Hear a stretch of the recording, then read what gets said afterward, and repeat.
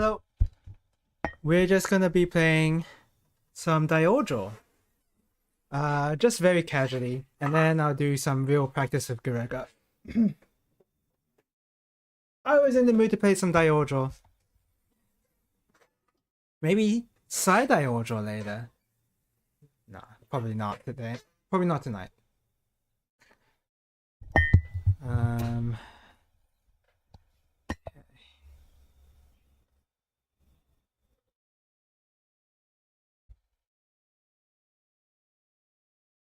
Let's see. Do I have a...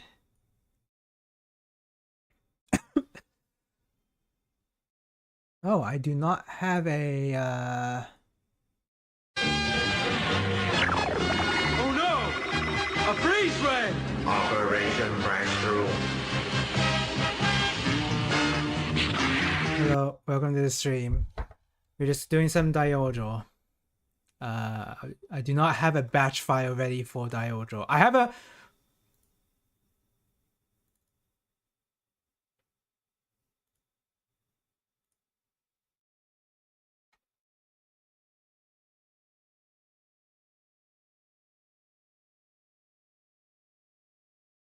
Alright, I'm ready for some DaiOuJou. Here we go. I am so ready to play some DaiOuJou. DaiOuJou is my favorite game of all time.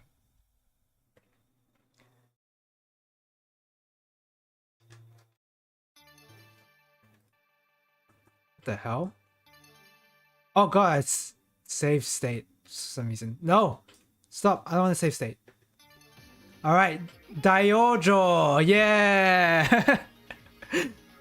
I have a batch file that boots up side DaiOuJou immediately. I don't know why. When did I make that?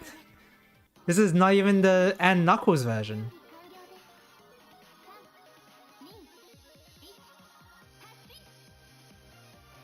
I guess I'll do one run of this, just very casually. How do I play this game again? I should be asking that for DaiOuJou as well. Man, how many... I bet anyone who just randomly enters a stream now, I don't know why they would, just sees title is DaiOuJou and then it turns out they're playing side DaiOuJou. That would kind of piss me off.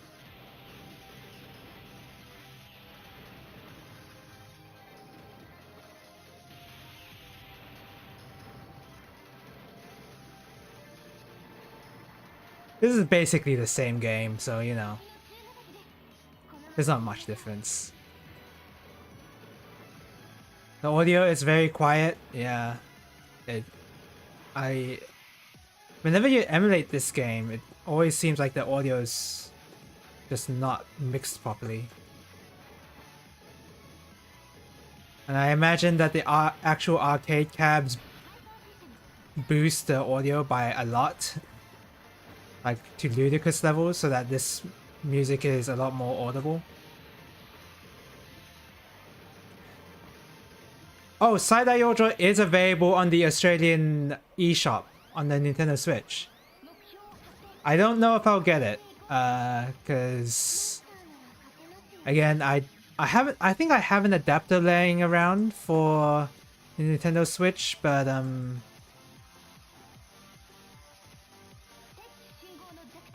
I usually play shmups via stick and not really controller. I guess there's still value in learning, doing the routing for... Oops! Oh, I didn't get hit there. There's still value in learning the routing on like a Joy-Con, like just play on the Joy-Cons, and that's fine. In terms of doing real runs, I wouldn't want to use a Joy-Con. But I'm pretty far away from doing real runs, so it's not like side DaiOuJou would be a bad purchase.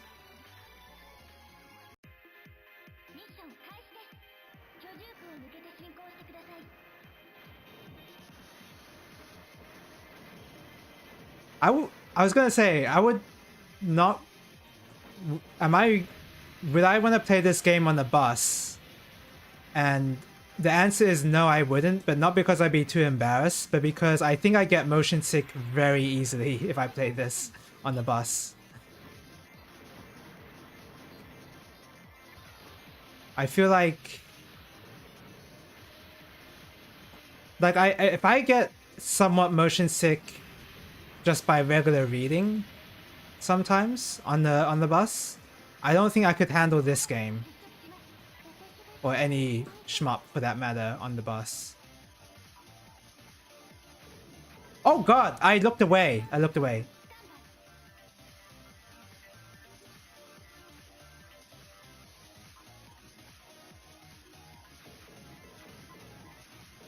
Oh my god, man.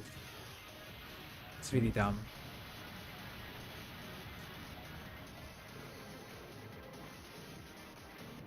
Huh. How come using your laser magnetizes all the metals? Is that like I'm questioning that as if I'm playing like a hacked. Okay. Was that always the case? Using laser magnetizes all those metals? Alright, let's actually do DaiOuJou. I wasn't planning on side DaiOuJou. So oh, I was in the process of making a DaiOuJou batch file. Let's just do that. Go back to this one here.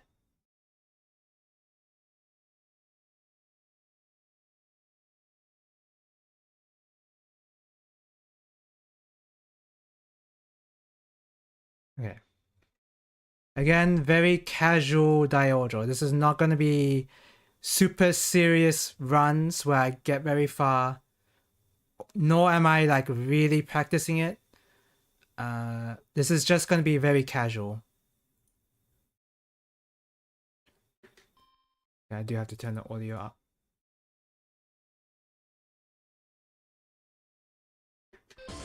Oh, it's loud now.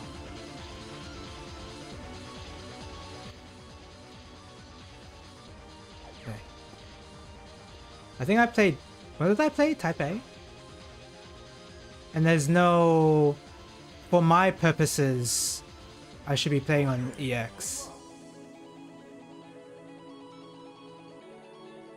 For actual... Like, I feel like... Oh god, do I remember how to score this?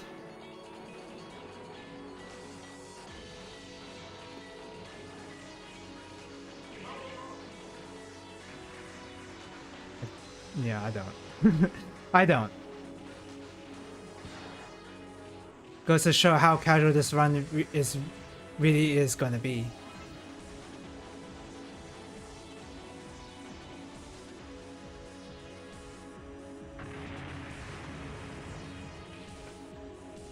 Yeah, I could play the other shmups that I have on my Steam library, but I was just in a DaiOuJou mood, I'll be honest, so I really felt like I wanted to play this.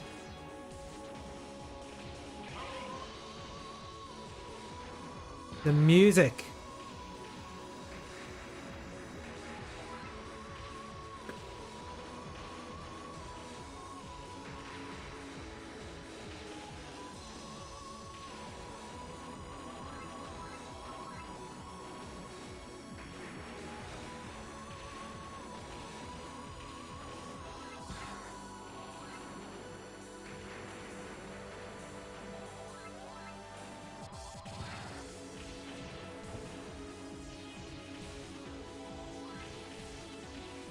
It's gonna be a while before I actually start to go back and play games on the Switch, even though I have it back. Because there's still a lot of PC games I'm playing, and also I'm playing Legend of Zelda Oracle of Seasons on the 3DS as well. Oh, I got a hyper.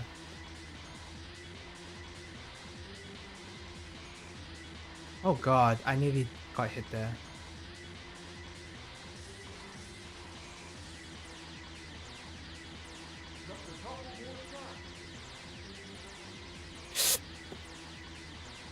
Oh god, my pathing! My pathing is so bad.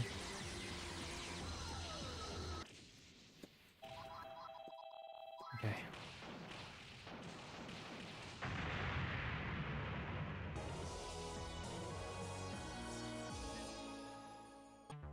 Oh, I feel so tired. I just did some treadmill in the gym, and doing a jog on the treadmill definitely tires you out.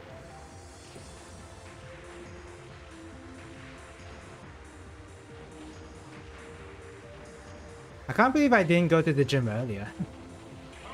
The first time I went to a gym was like last year. I only went to a gym last year, and that's quite a large gap.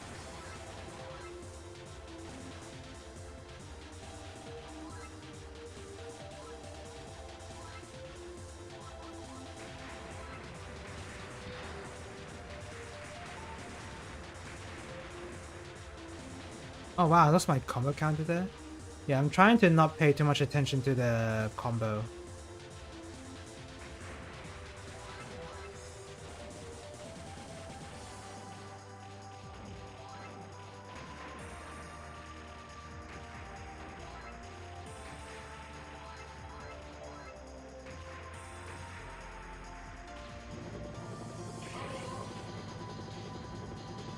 If I try the... Oh god, my pathing. I nearly ran into a bullet there.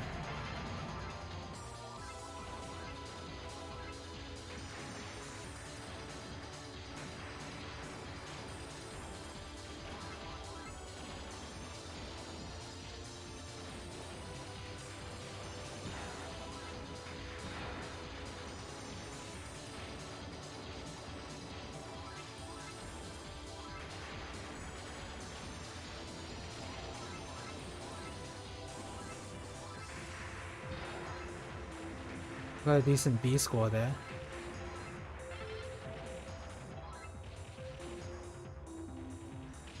I don't remember what exactly Hyper does in this game. It's been a while.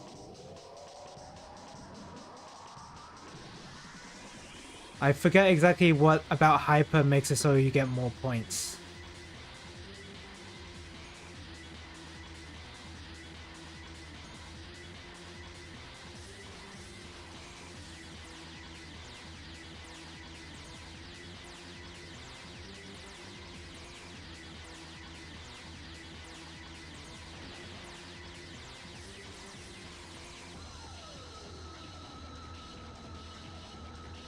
Does it supercharge?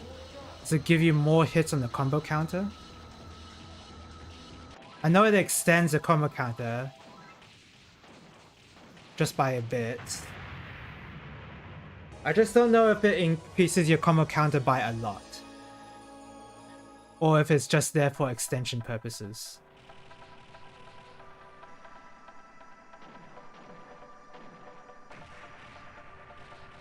Oh, I lost my combo there. Oh, I nearly got hit. Now watch me keep dying to this stage, because I remember having trouble with this stage when scoring.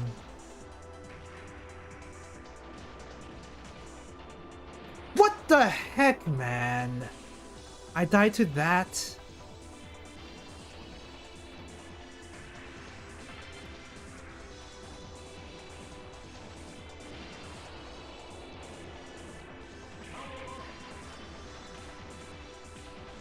Now I'm just getting tilted.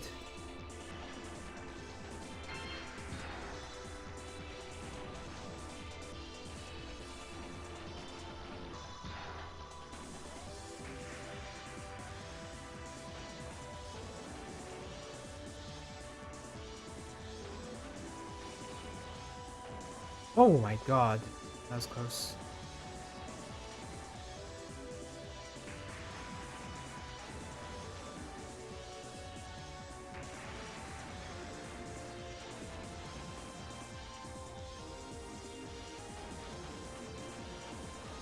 Why is this guy not dead? Holy crap, that took a long time.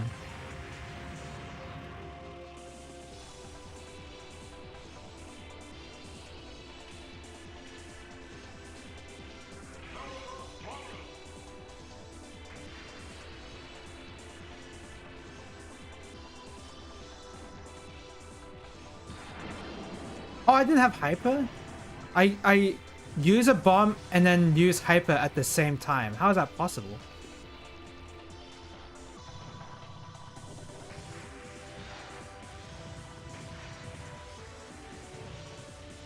Oh my god.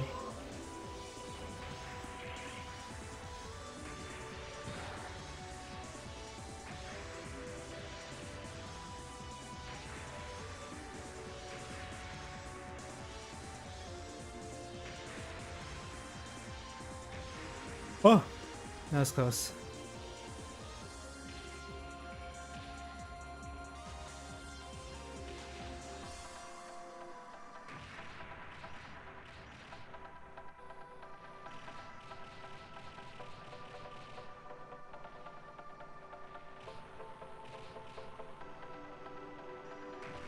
I think old me would not have done that. Oh! No! Damn it. That's fair. For someone out of practice, that's about right, honestly.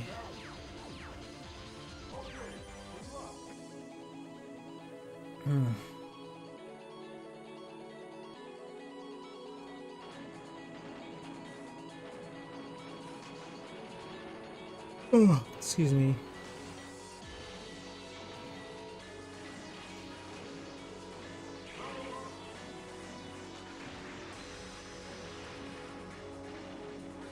Look at me scoring. It's like I've done this before. Look at this score. Okay, I dropped it there because I didn't use laser there.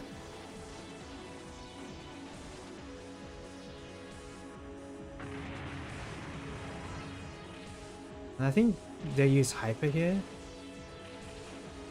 Oh my god, you're kidding me. I didn't even see that bullet.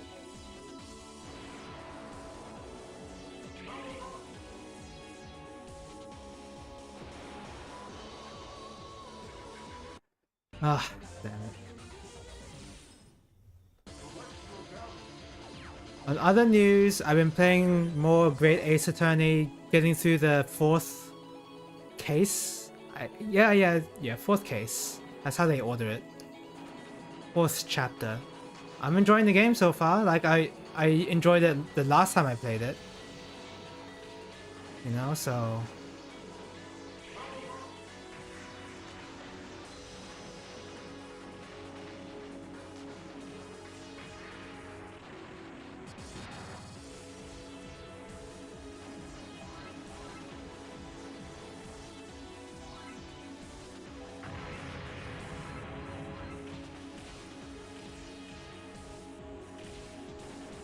There's a specific way you're meant to score that, but I didn't do that.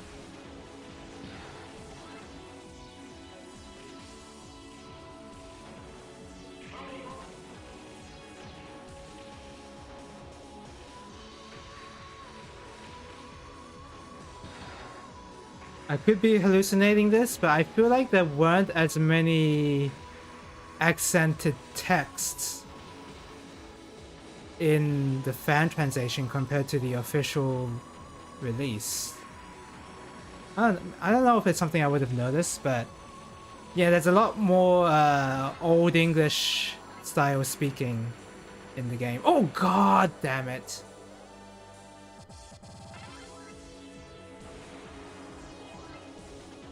Which, you know, that makes sense. I mean, they are in Old England after all.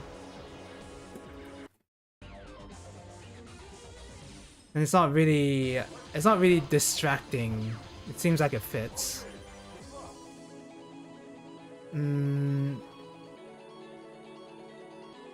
yeah, I am also reading kind of fast. I gotta slow down too.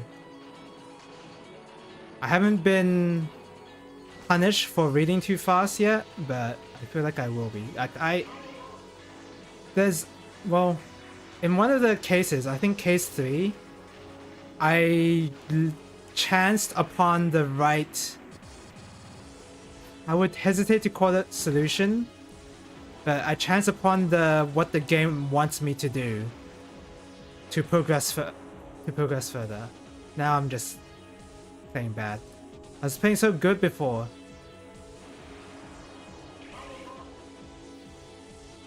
And I can imagine other people getting stuck tier 2. It's where you have to press all of the testimony and then press a different line in the testimony to finally move ahead and actually continue. Because when you press... Initially, when you press a certain statement, like, you just get more info as usual, right? But then when you press it a second time after you've pressed all the other statements, there's like a new thing that happens because the game recognized that you activated the trigger of, oh, you press all these other statements, well, here you go, here's how you progress, kind of deal.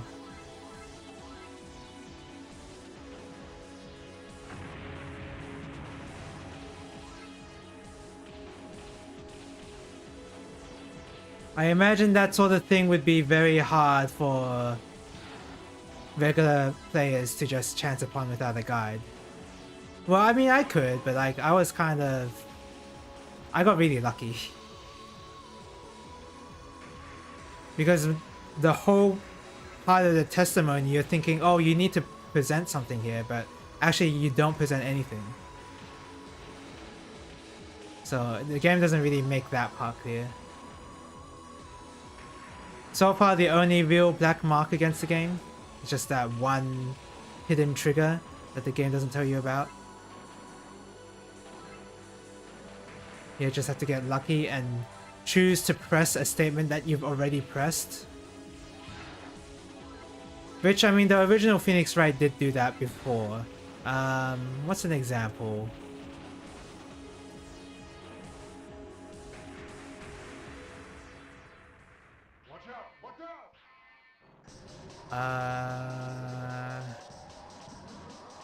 I know in the previous case of Phoenix Wright they've done it before in the trilogy, but I can't recall right now.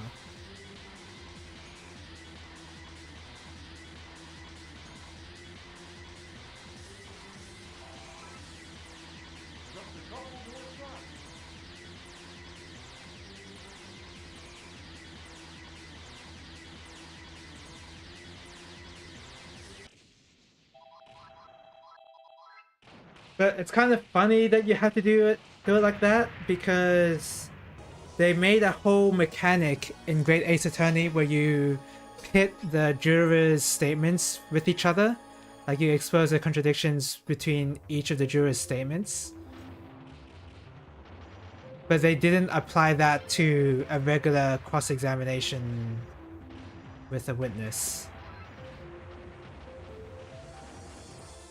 where you press a certain statement and then you press another, you press a certain statement, you get a new statement, and what they said contradicts with their own testimony, and there's like, I'm surprised there's no mechanic pointing out the contradiction in the testimony itself, and not like, oh, you just have to press this other statement that you've already pressed before again. It's a little, perhaps a little bit of an oversight.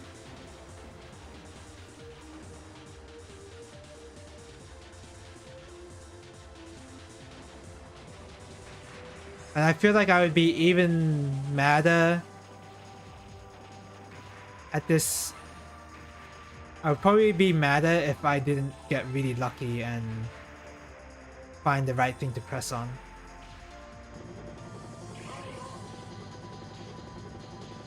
Anyway, the game's still cool though. I'm enjoying it. I may say that I've played the game before, but like, I don't really remember a lot of the details, so it's like I'm playing a new Phoenix Wright game. It's been so long since I played the Great Ace Attorney fan translated.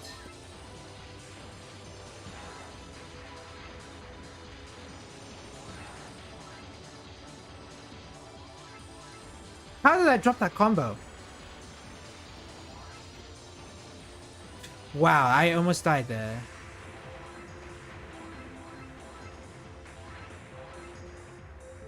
Oh god, I tried to... Is there no B? I guess there's no B.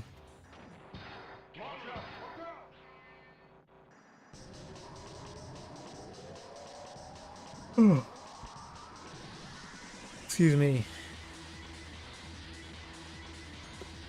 Hey, at least... What am I doing? I think I'm tired. I think I'm just really tired right now.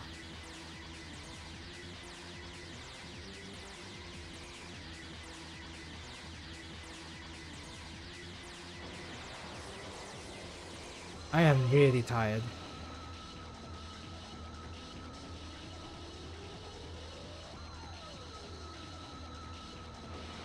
Oh, I am so tired. That is crazy I got hit that many times.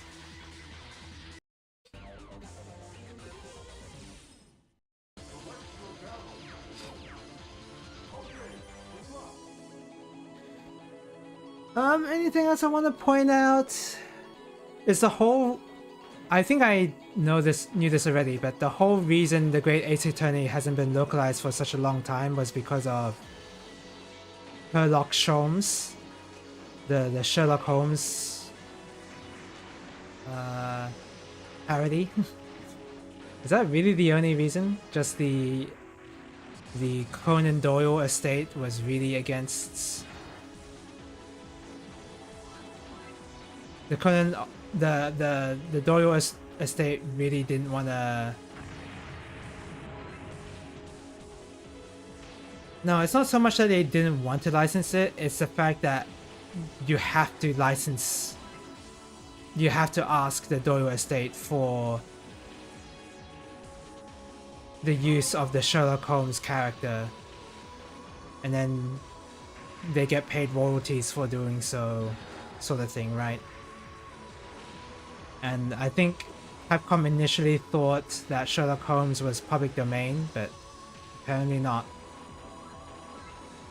I think it was the story, something like that.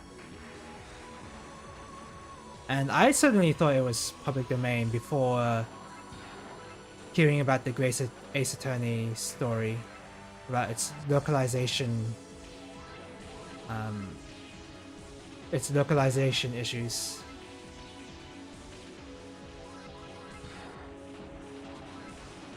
I will say that at least they did a clever thing by not calling him Sherlock Holmes and just calling him Herlock Holmes. Totally not related to Sherlock Holmes. And then the sidekick character that Sherlock Holmes is with all the time, it's Watson. They named her Wilson instead, which is pretty cool.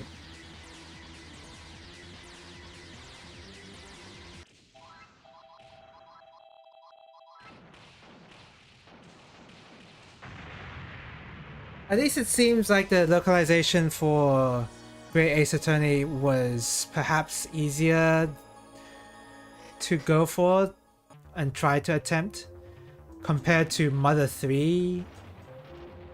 Trying to localize Mother 3. A lot of people keep asking for Mother 3 localization. I'm on the camp of I don't care if they localize or not, but it'd be cool if they did. It's just that if I remember correctly from the content of the game, I don't see how Nintendo is going to be localizing that game. But then also, Paper Mario Thousand Year Door has similar themes. I haven't played Thousand Year Door though, so I could be talking out of my ass. I only saw a few clips.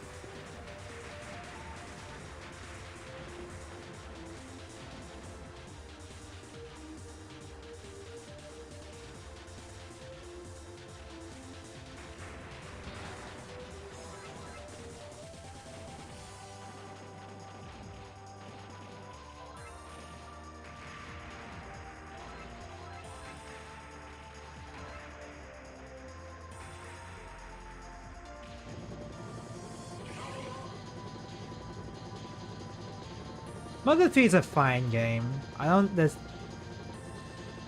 there's anything wrong with the game. I don't think it's mediocre or anything like that. Good. It's just whenever I think about like my favorite RPGs of all time, Mother 3 doesn't really come anywhere close to a top 10. But no, that's again not saying that Mother 3 is bad. It's just that's just my personal feelings on how I feel about the game.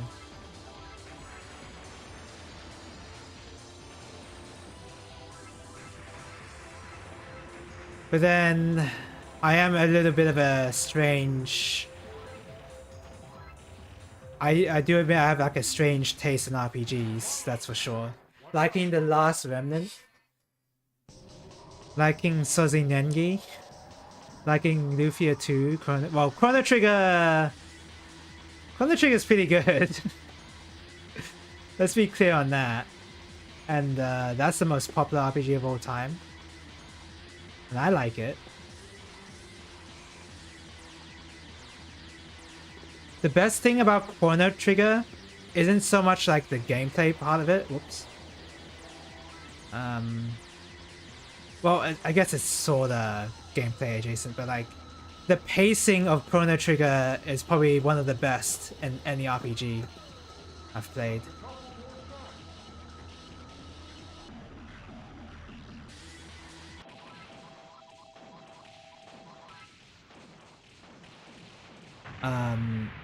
And it's also short too. It's a short RPG. Anyone can finish it in like, what, 20 hours or so?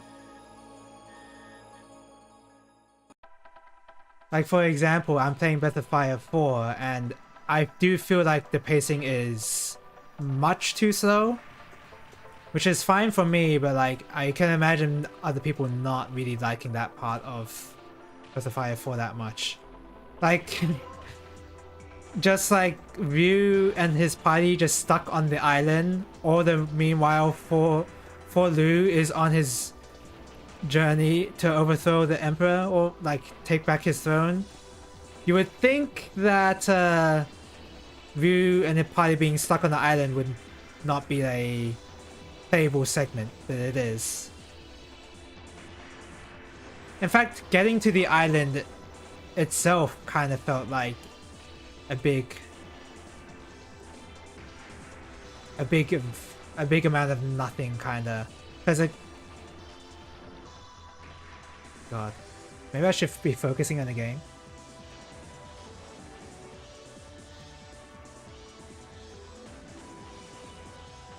The whole boat ride in the main story didn't seem like it was relevant to anything. Oh man, that's what I get for talking.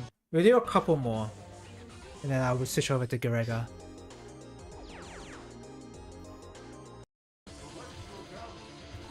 But there's no real moment like that in Chrono Trigger.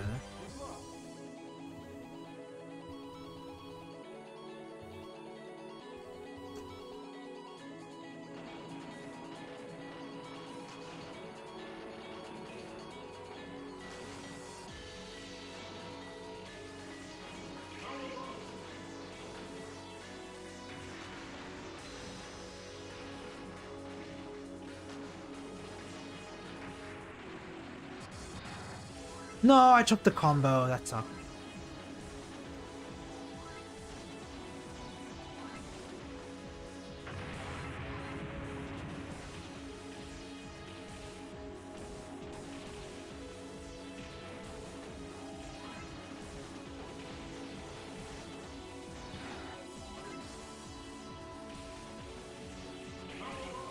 Oh god, I did a Garegga thing. I don't know why I assumed. I'm really in a bad habit of zigzagging in order to get more speed, and that's just a Garegga thing.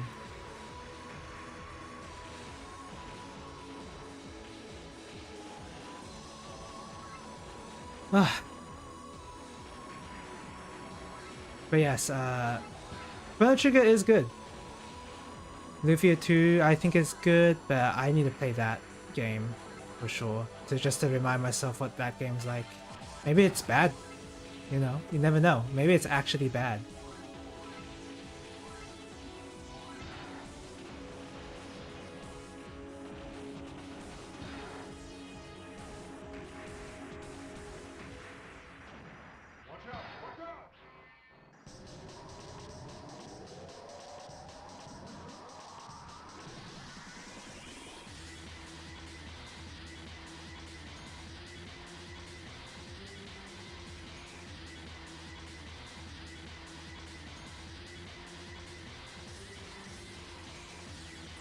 Undertale. Does that even...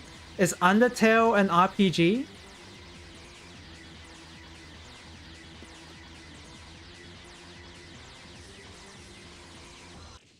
Would I even classify Undertale as an RPG? I guess by the strictest definition, sure. I just bring up Undertale as another game that doesn't even make it anywhere near my top 10.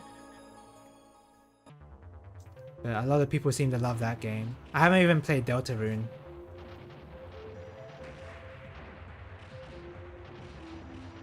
I mean, maybe eventually I'll play Deltarune. But I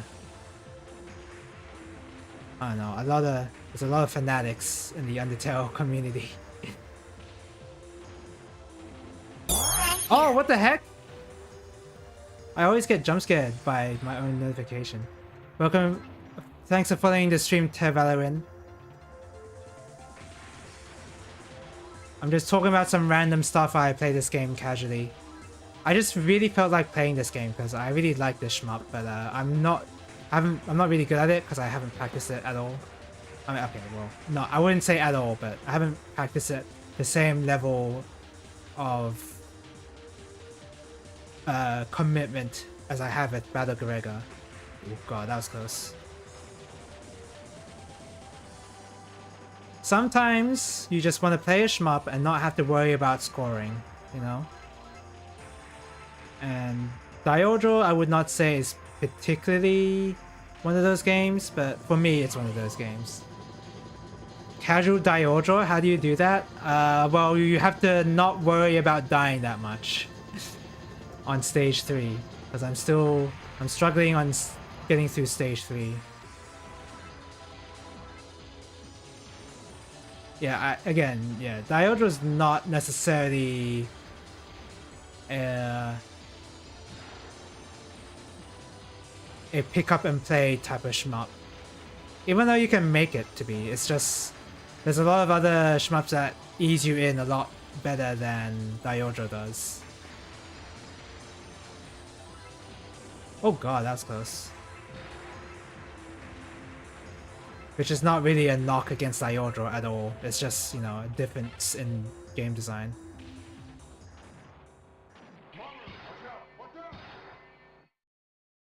Ultra Instinct and / or much crying. I think the much crying is what's applicable here.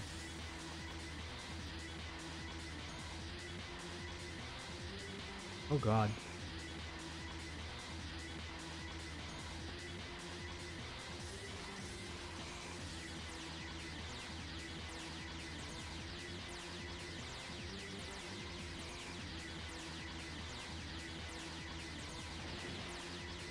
If I remember to use my bombs, I'm sure I'd go a lot further. But I'm not a big bomb user.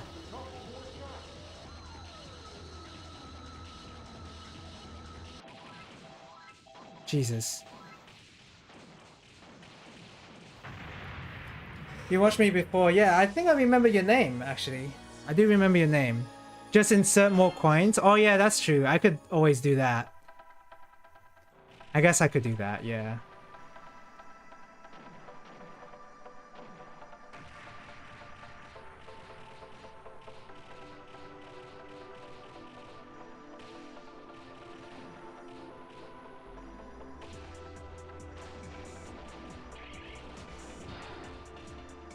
This is probably my favorite of the Donpachis, by the way. Well, the Donpachi is pretty good. Donpachi is kind of like, I use a bomb. I did the Donpachi. Oh, sorry, Donpachi is kind of like whatever, but the Donpachi is pretty good. But I think overall I think I prefer DaiOuJou the most. I played DFK inside DaiOuJou before. Speaking of DFK, there is that, I don't even know what to call it, that new DFK game that Cave is apparently going to develop. I don't know if it's new or it's like a remaster. I don't know what's going on there. I don't know if it's DFK again but with extra levels. Again, yeah, it's not really clear.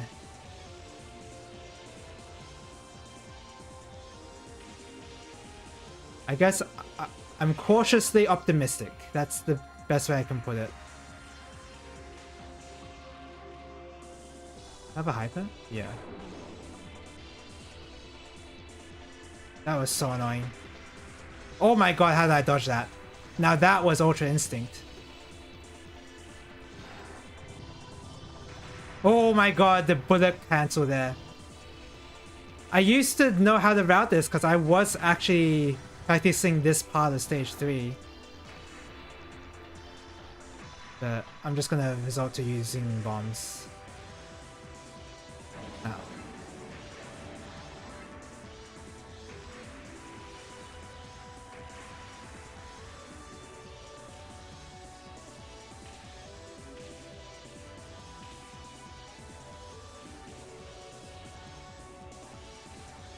It's like a specific spot you can be in where you can just be in the middle and just dodge everything there. But I don't know it. Oh, god.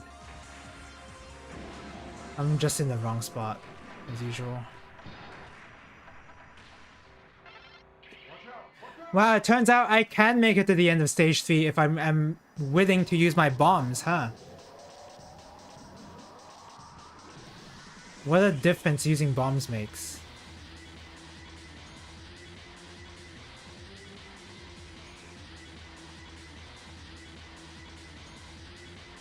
Kind of incredible I dodged that.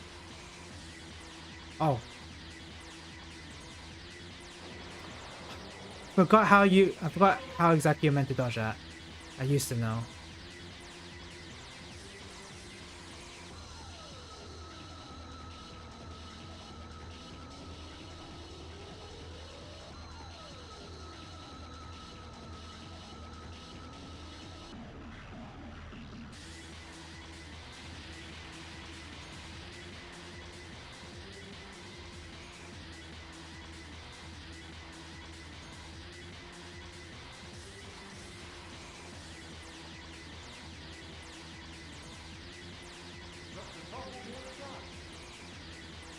No, damn. That was close too. I was nearly able to get through that without a bomb. That's how you know this is casual, me using bombs. Only casuals use bombs. Let's just ignore the fact that a lot of the high score runs love to use the hyper a lot, which is on the bomb button.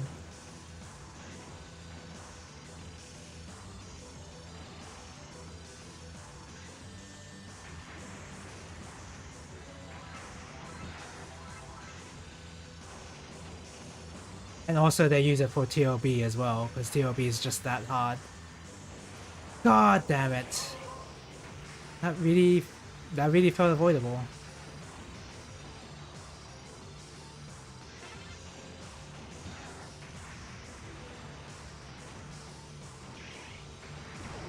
Damn it.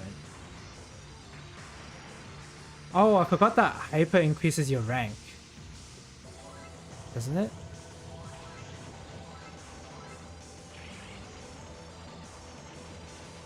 Oh, that was close.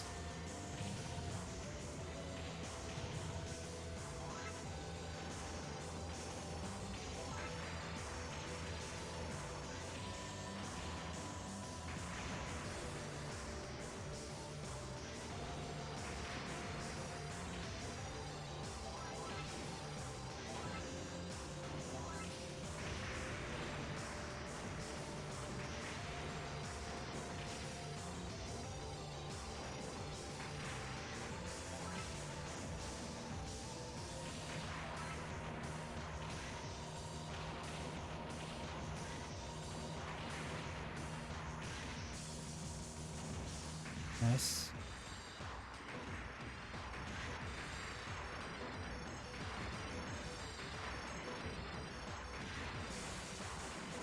Oh my god, how did I not get hit at that moment?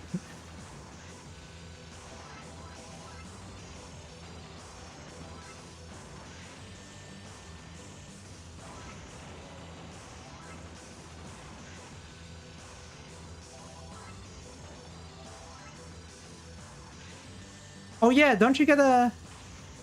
You get a Oh god damn it, I screwed up. No, I didn't get the 1-up because I didn't destroy the... Ah. I remember there's like a secret 1-up you can get there. I just handled that wrong. I realized too late.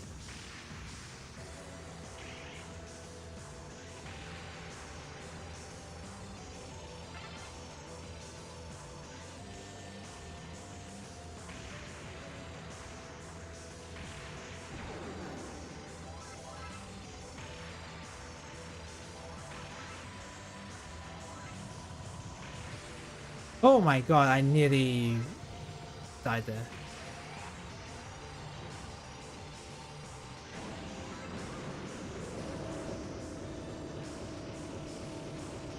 I'm hanging on for dear life.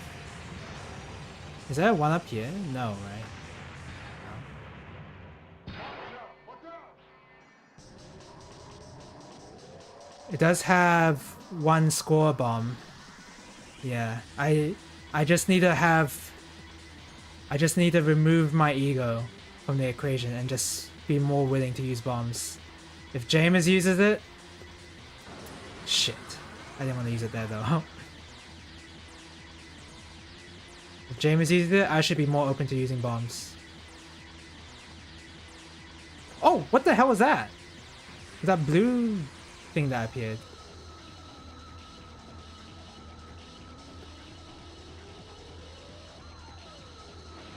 Oh my god, I actually died like that?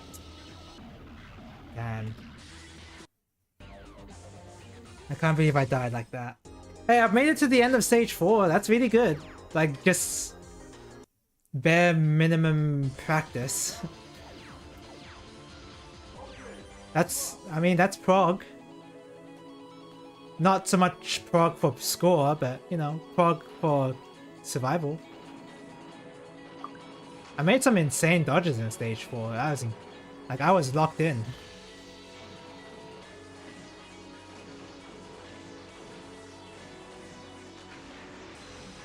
Oh, I dropped the combo because I dropped the laser. My bad.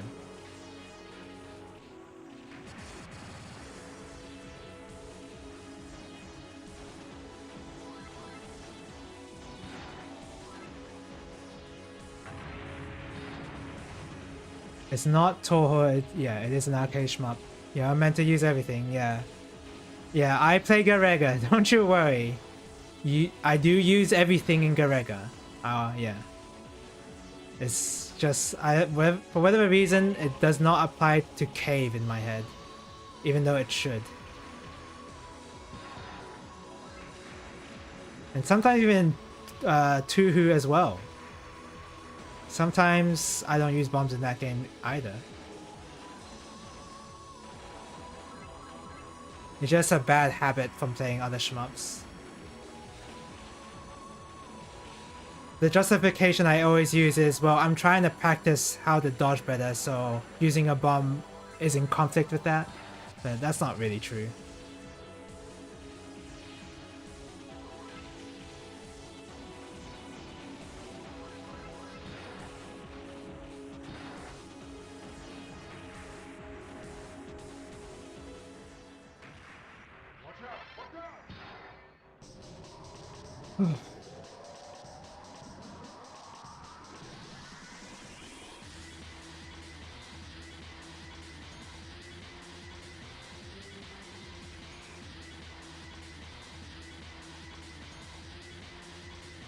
Oh!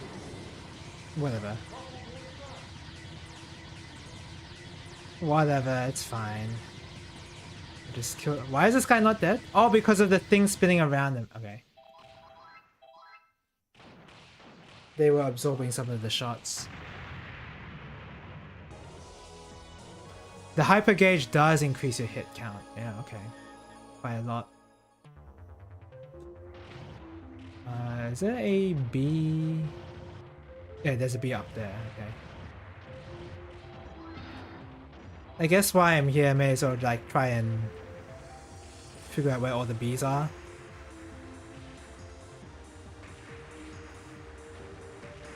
There's a B there. I remember that. Did I miss that B that exposed the first one? I think I did.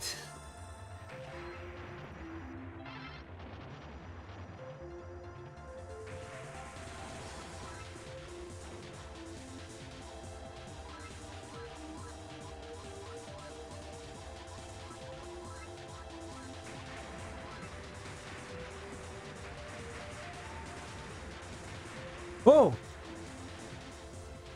I just know arcade players don't like Toho players for that attitude. Oh yeah, I'm also familiar with that too. I play Touhou sometimes, so I have heard stuff like that on. I have heard of discussions like that. Yeah, not that I've participated in any of them, but yeah, I'm aware of that being a thing.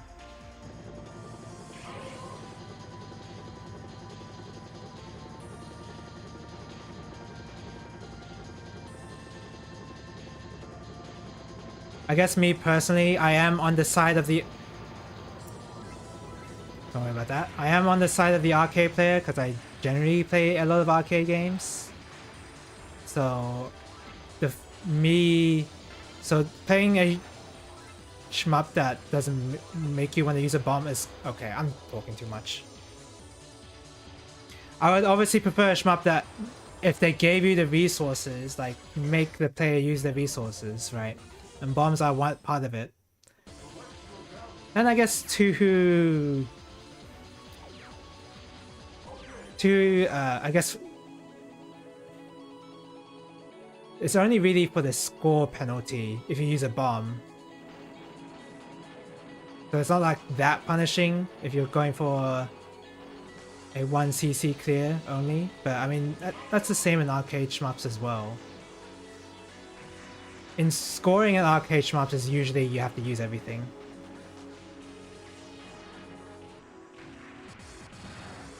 Dropped the combo earlier, so it's not great. But Touhou is usually don't use your bomb. Plus a bunch of other stuff depending on the game. Like for UFO, it's managing the UFO colors to bullet clear the screen.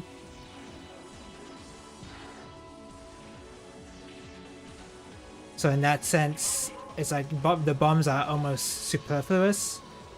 Though to be fair, in the high scoring runs of UFO, I have seen them use bombs before. In certain segments which are really hard, just to like not deal with it. And I haven't noticed a significant increase in score gain from them using a bomb there, so I feel like in those runs, those bombs are purely for safety, because some of those patterns are really hard to dodge without a bomb. I should play UFO again. You were told not to use he was told to not use bombs? That's crazy.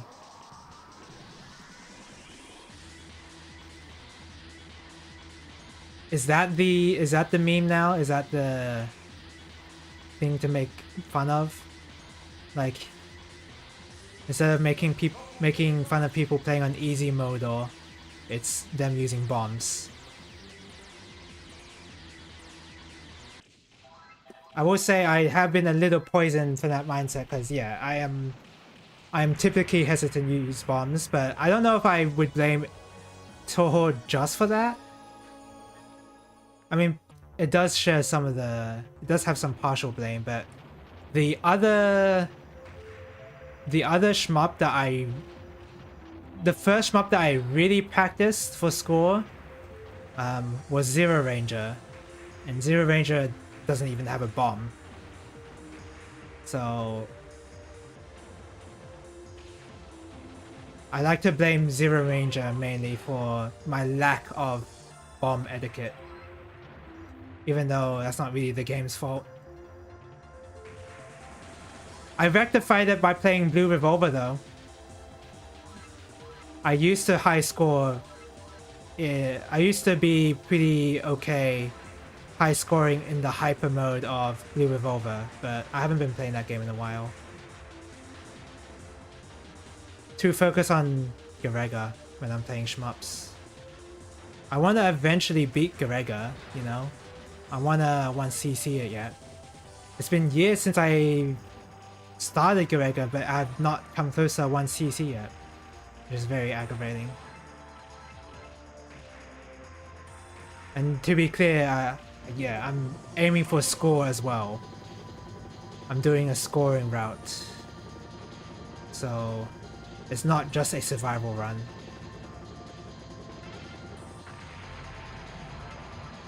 And also I've been very on and off when I've been playing Garegga. I have not been, for instance, I recognize if I want to really actually go for the 1cc, I should be playing Garegga daily, if like for like at least 30 minutes, like practice certain segments, but I have not been doing that.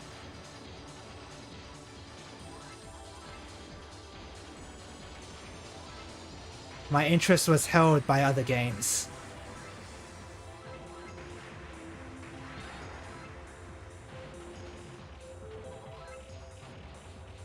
When am I gonna switch over to Garegga? Oh, it's not even been an hour. Wow.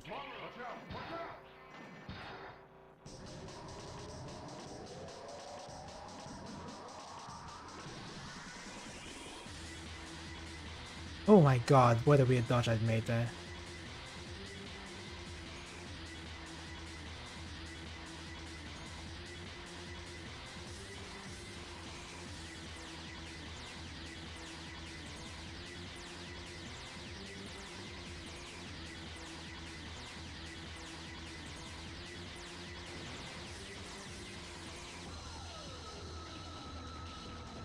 Wow, how did I dodge that?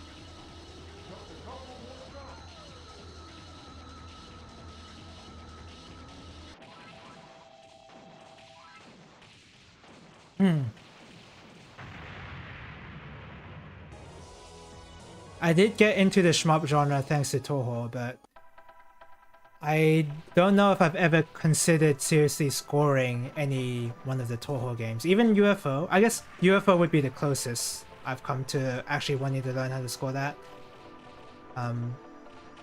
But it's pretty low on my priority of games I want to learn how to score. Like, if once I actually get around to beating Garegga and being satisfied with my run, I plan to play Bat Rider right after, because Armed Police Bat Rider just seems really fun. And then eventually DaiOuJou, I suppose. Oh, nah, that's not I suppose. Definitely DaiOuJou at some point. And then Ketsui. A lot of the classic arcade shmups I want to learn how to score. There's no room in my heart for Toho. Oh my god, that was close.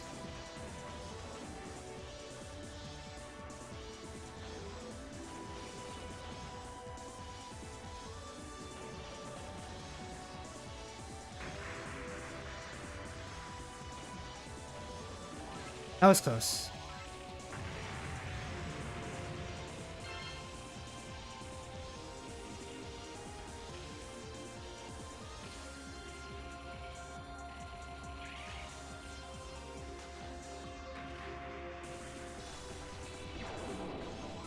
That was possible to dodge, but I didn't want to risk it. And besides, this is the point where the top runners use hyper anyway. That's my justification for using hyper too early.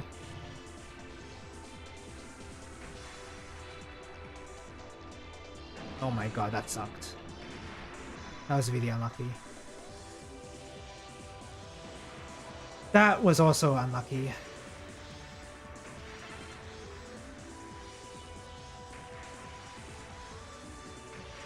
Oh, what the heck? I didn't die?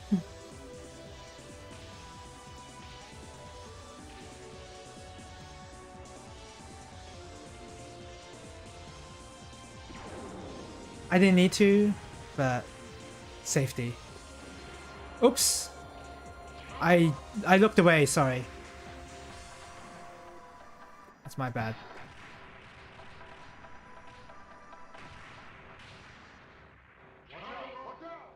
Does DDP even have score bombs? Pretty sure it drops your max bonus. I think it's something to do, it's more to do with getting onto the right loop rather than explicitly score.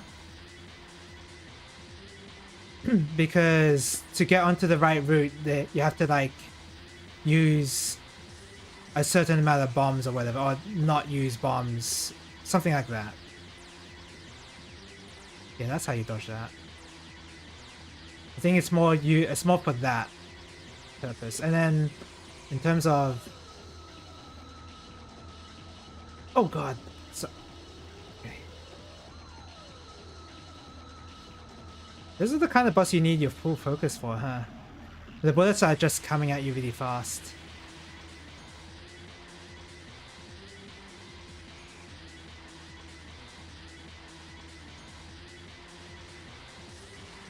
Oh, I used the bomb. I swear I did. There's just no counter bomb mechanic.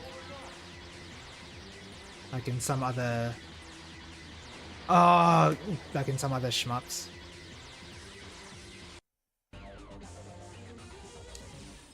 Multiple conditions get a second average. If you one getting the chain that's probably easiest for score players, and getting hit 2 times or less is probably fine for survival. I think the last time I saw bombs being straight up used in this game is just for TLB.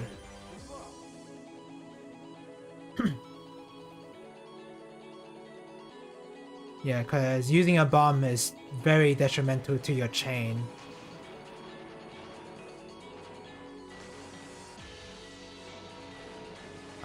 I guess if we're talking about the DDP series in general, I don't even know. I don't know if any DDP has a score bomb.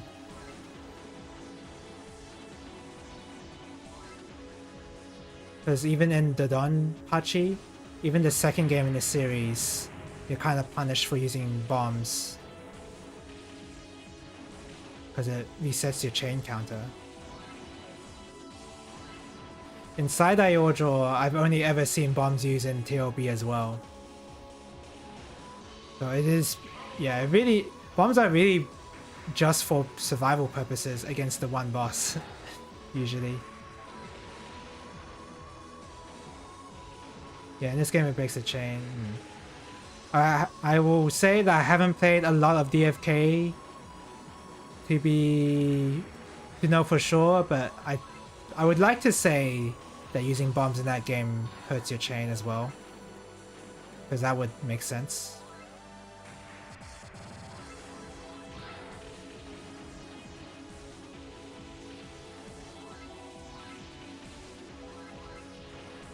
Usually if I ever boot up DFK, it's to boot up Black Label instead, not vanilla DFK.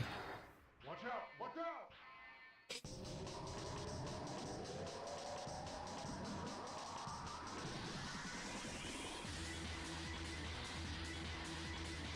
I'm pretty sure using Hyper in this game for score increases your rank by a lot, right? If you use Hyper a lot, well, I guess using Hyper in general increases your rank in this game.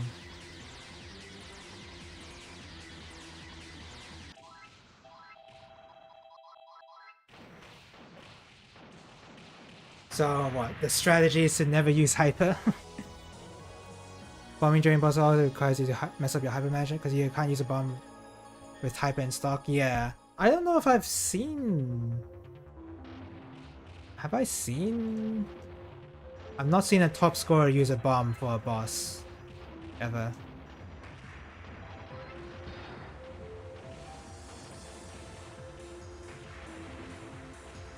I mean, top scorers are aiming for the higher scoring loop anyway, so they're kind of... I mean, they're required to not use bombs.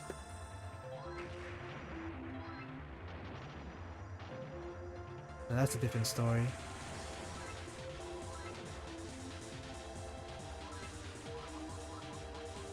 Hypers don't really increase rank by that much? Really? Okay. I feel like if you get a high a highly rewarding hyper off. If you get that off, then I feel like their rank would increase by quite a bit. No, maybe it's not that big of an increase though.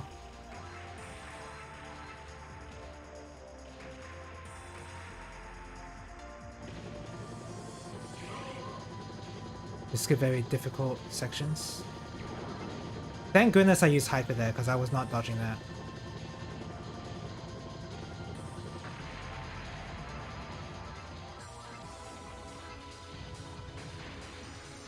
I wonder if that's still true even for the top scorers.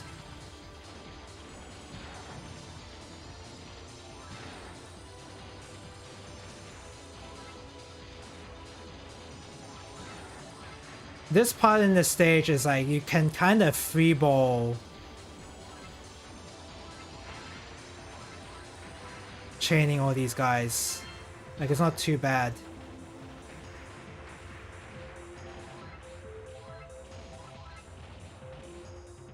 Oh, I screwed up though. I screwed up. This last section does need routing though, because these bees appear after all the enemies die, so you need to have a specific plan for that. I got hyper.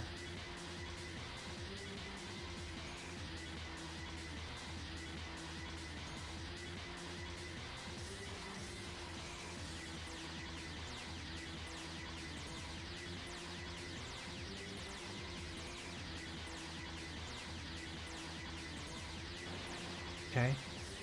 I did cringe my face a little bit in some of those spots. I did wince a little.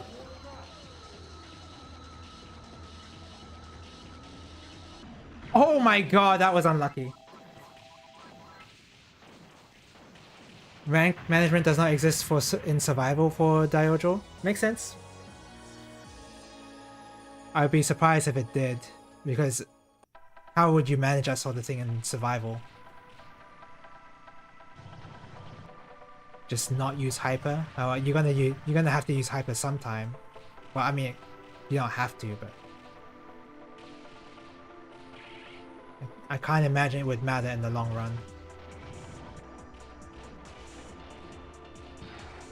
Neither for scoring really. Oh yeah, yeah. For scoring, I did notice. Yeah, you're not really caring about how high your rank is going in DaiOuJou, which is very different from Garegga, where you do care. But here, it's just like an unavoidable part of getting score is just your rank's just gonna go up no matter what you do.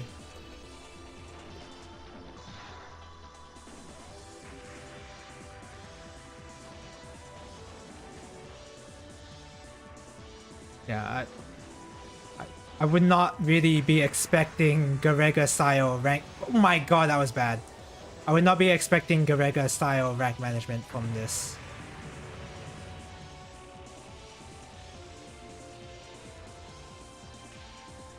Nor DFK Black Label's rank management, which is probably more on the extreme side of fully controllable rank management.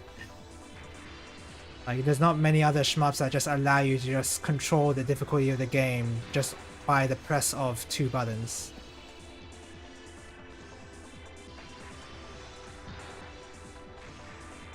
And you can just make certain segments of the game easier for yourself if you just like don't hold down laser and shot together. Oh my god, didn't use bomb. Sorry, I'm kind of distracted.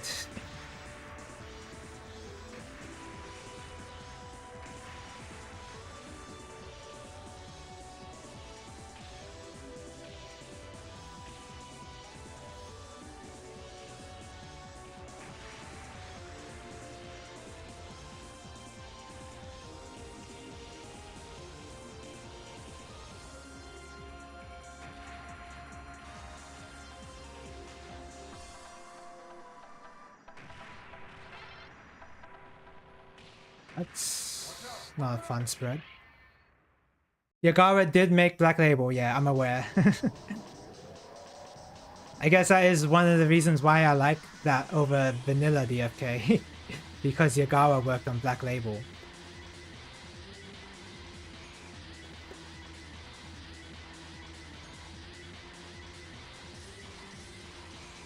I would hesitate to say that I am necessarily too busy talking. Do a couple more. Oops, I didn't want to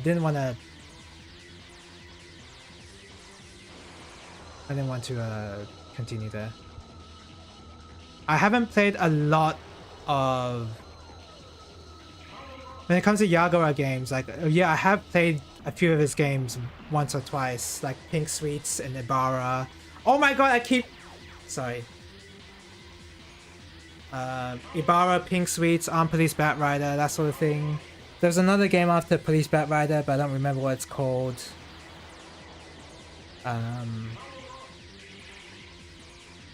But I've mainly only played Garegga for a considerable amount of time.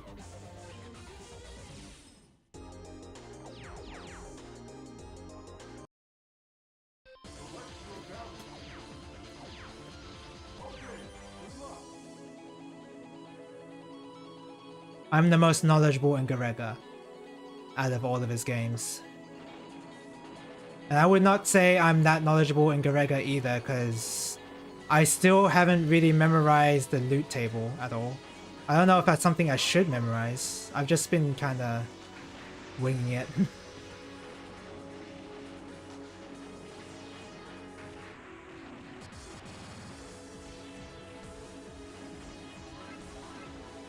No, there's a B there.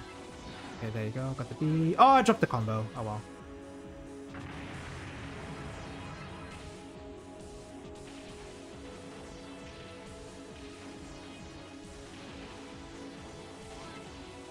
Probably make this my last attempt for casual DaiOuJou. Yeah, I just really want to play this. This game's fun, just to pick up and play, to me anyway.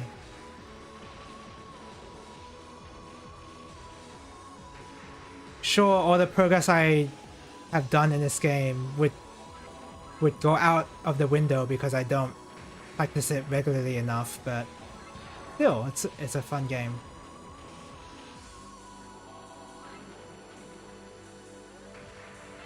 Sometimes when you play a shmup, you don't always have to go for the 1cc.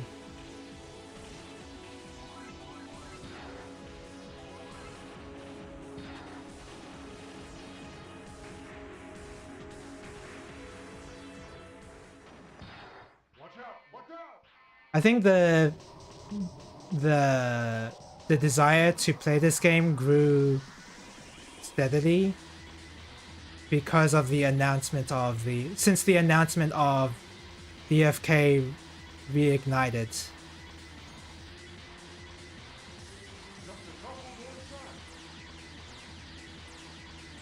Like I'm cautiously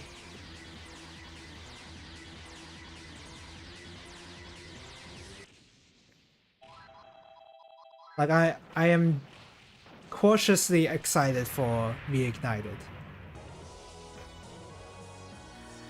It's kind of funny that seeing that announcement has made me want to play DaiOuJou but not DFK. I could not even tell you what my problems with DFK Vanilla even are, because I haven't played that game enough. People say DFK is the hyper game, but is this game not a hyper game? Is DaiOuJou also not a hyper game? Does DFK really go that crazy with the hypers compared to these two? Compared to DaiOuJou and DaiOuJou? I can't imagine it'd be that much different.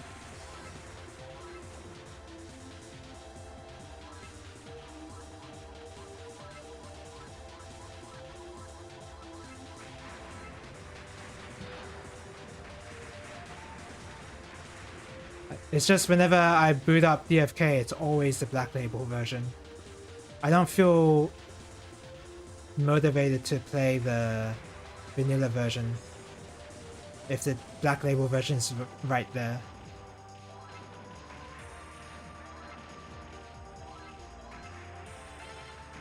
Sometimes I'll even play the Ketsui version of DFK, the mode where it's just Ketsui mechanics. Sometimes I'll play that, but never vanilla. You don't play DFK or DaiOuJou, but you play this, I'm assuming. What about oh, were you one who mentioned that you played Dodonpachi? Maybe not mention that you've played, but like, I don't know. I don't know what I'm saying. I think I'm rambling at this point. I think too much DaiOuJou has gone into my head. You're currently scoring DaiOuJou. Oh, nice. How far? I guess how far you've gotten isn't quite right. What are you practicing on at the moment? Managing hypers is hard for you, Tevalin? Yeah. Oh. Yeah. Sometimes. Oh, what the hell? I think I was too busy. I was too distracted. Sometimes I forget I have hyper. Like, I'll use a bomb and I'm like, oh, I have hyper?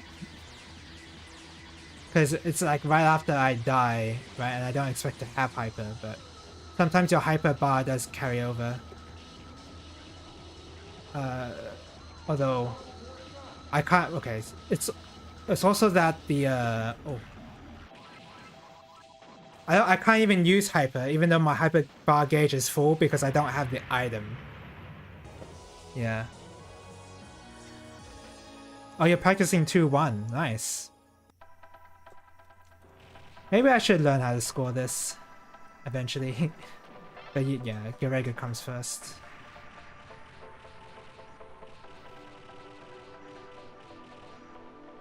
I haven't even come close to the last stage in the game because I keep not using continues and I keep dying to the easy stuff.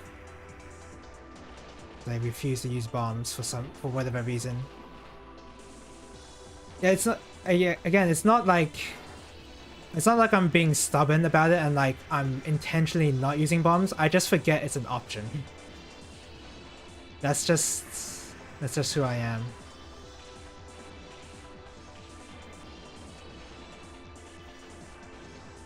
There will be times where I will be stubborn about a mechanic and will just refuse to use it. Elden Ring is a good example, but not really for this.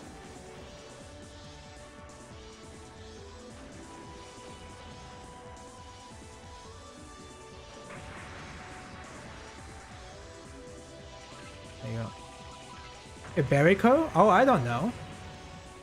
Don't score this horrible game, but you're the one who's scoring DaiOuJou. You're saying that? I also didn't use a bomb there because I forgot. Again, it's really... I'm not being intentionally stubborn here. It really is like, oh, I forgot that's a thing.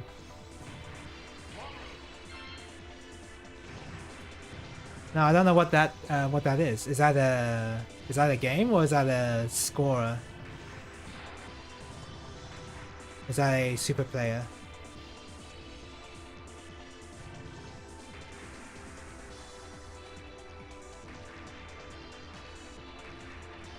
Look, I've played Zero Ranger. I know how annoying it is sometimes to to lose a chain on some really random stuff, you know? Zero Ranger has a lot of that.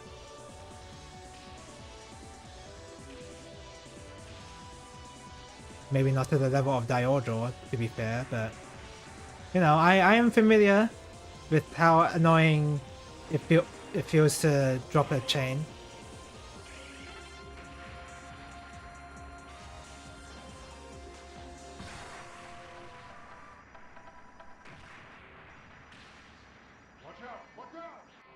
There's no permit mistakes if you're going for the full chains. Oh yeah, well. I am quite... Yeah, I've had the experience from Zero Ranger. Oh! Okay, that's just bad reactions. Alright, I think I'm ready to jump onto Garegga now. That was fun. Have to reset for the smallest things. Yeah, I totally get it. I totally get it. It's a Japanese player on Twitch. They play nothing but DaiOuJou scoring for you don't know how long. Really? Let me look them up. I want to know. I want to know who they are. You almost fully trained the first 5 stages in a real run, but you failed at the very end of stage 5 and you had to reset. Yeah. Yeah. Sounds like that would suck. That's just how this game is. Oh, I haven't followed this guy. Oh, it is just DaiOuJou. Crazy. I own the DaiOuJou PS4 copy because I was in Japan. I was actively looking for it and I did find it. However, I did not find the Garegga physical copy, the PS4 physical copy. I wish I did, but I couldn't find it anywhere.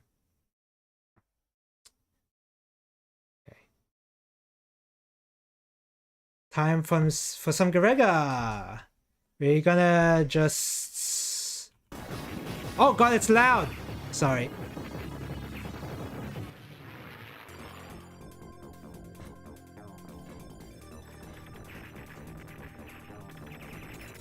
For Garegga practice, what I'm gonna do is practice this stage, because this particular part of stage 6 has been kind of the bane of me, because I have not been really consistent at this.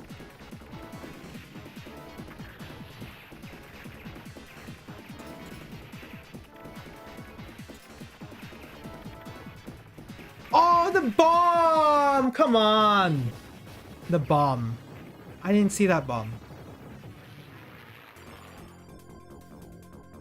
It was just hanging at the bottom of the screen there. Yeah, this segment here, I'm trying to get all the medals from these planes here. Why did that medal drop there? And it's been very trying.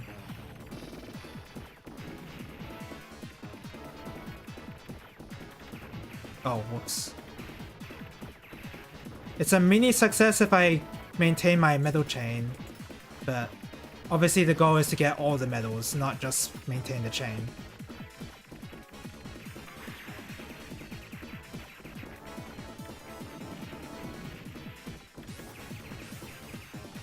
Oh, I dropped that medal. Oh, fixed. Am I aiming for a leather score? Yes. Yes, I am. So that's why I have all these save states. All these save states to practice very specific stuff. So that I can, you know, get a decent score.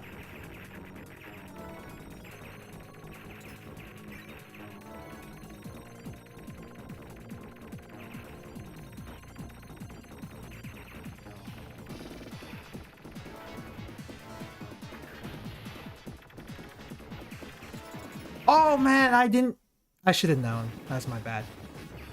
Yeah, I know. Good luck. Yeah, I need all the luck. I need all the luck. Love to enrage on the final boss. Is this solo Luna?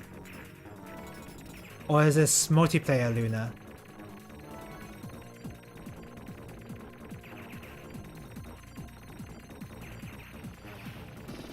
Oh, what the hell? Okay, sometimes I like change my routing a little bit. Like I like change my option formations for like more damage on the wings, but then that messes up other things as well. So it's like, wow, I got sniped. Multiplayer Luna KO look random. You could have. I would totally believe you if you said it was solo Luna.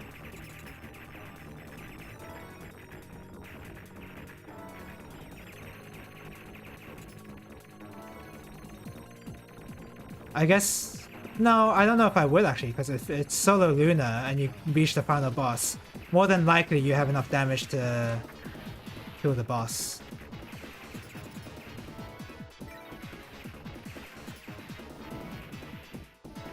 Yeah, fixing the chain is not the goal here. I did this so well last night, and now I can't do it anymore. That's why I'm practicing this part of the stage, because for whatever reason, I'm just not consistent. I wouldn't say for whatever reason, I kind of know why. It's to do with how these turrets kind of randomly aim towards you. God, I thought I could make it in.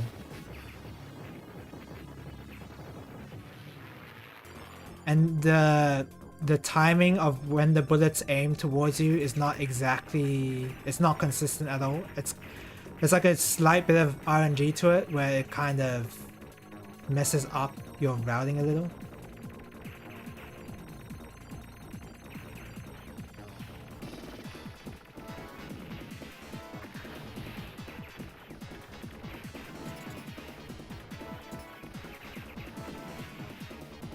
See, that's the goal. I got all the metal chains there.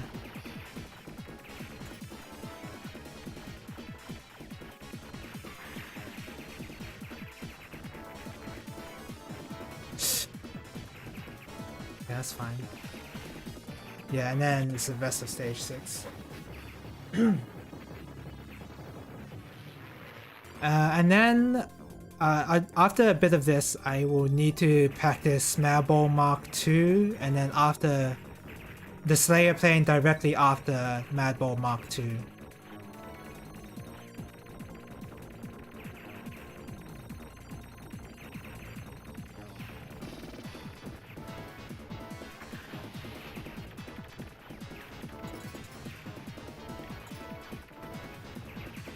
Oh, I didn't get more medals there. That sucked.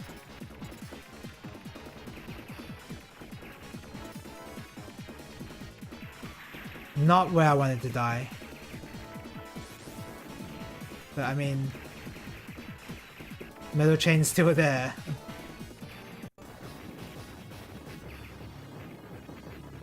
What is that? What is that link?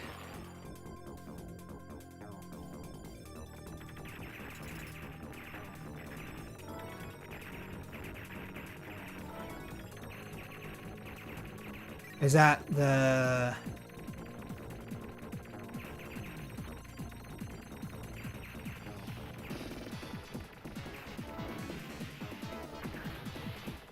Is that like another super player's approach to this section?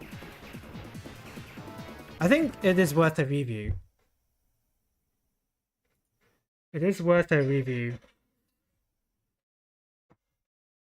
Oh, what is this? It's all in Russian.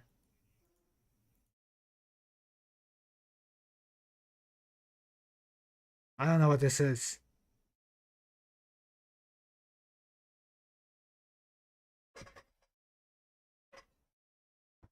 Okay. Oh, I thought I was playing... I watched the video thinking I was playing DaiOuJou.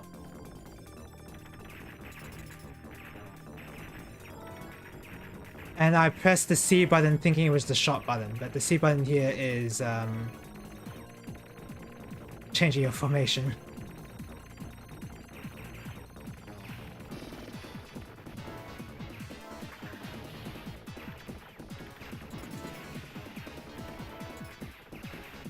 Oh, that sucked. Oh, okay, fixed.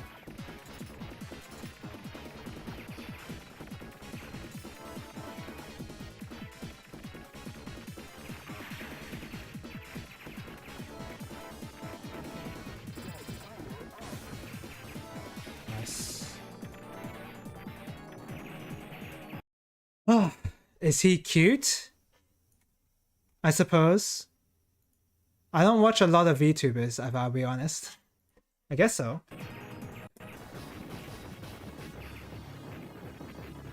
Oh god, I have the mouse visible. Whoops. I wonder how long that's been there.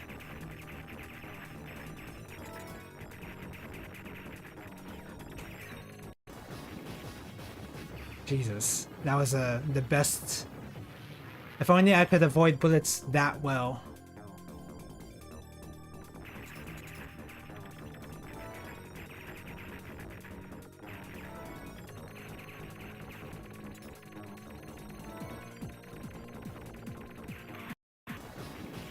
Oh my god.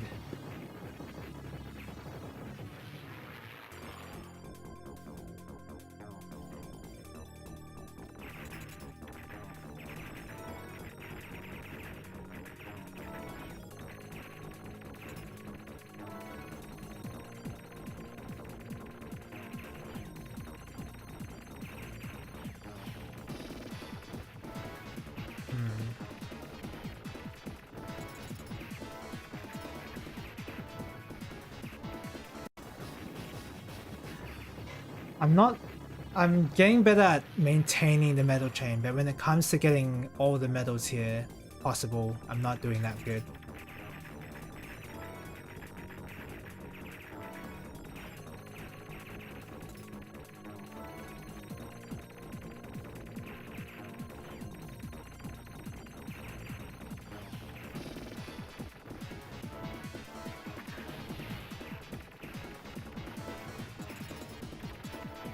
Ah, I moved too far to the left. Damn it.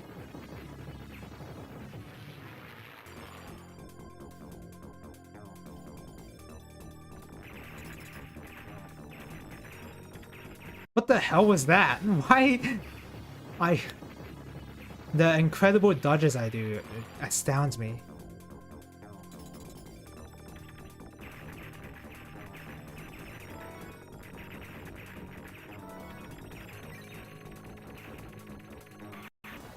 Unlucky. This is not the best place save state because of the way the loot table is working. It's just working very much against my favor. Because the enemy that dies, the enemy that gives the last medal is timed in a way where it also... bullets are being shot from the turrets. Oh. So you need to position yourself here so that you destroy the enemies from the top screen there, and all the medals appear on the left, and all the bullets that are being aimed are aimed to the right. Oh.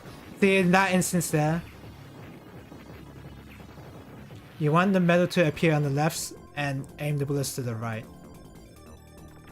That's why I'm like camping this particular spot here.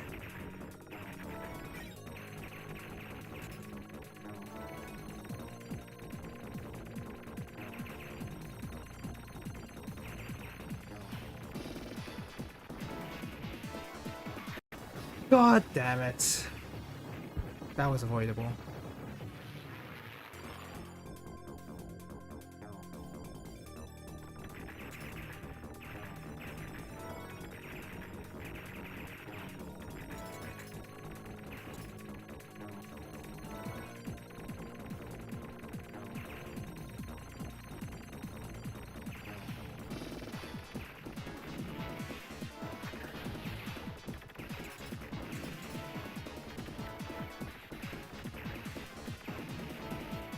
Oh, I moved too far to the left. Actually, let me just review what exactly the super players do for this section. God, I got 16 million points. Let's see what he did. Just in case I'm missing something.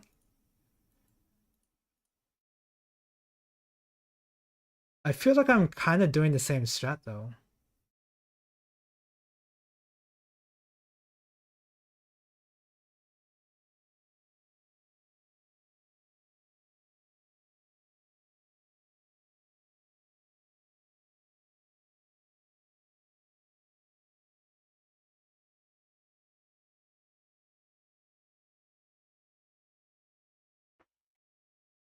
They're just more skilled because of the way they're able to switch the option formations.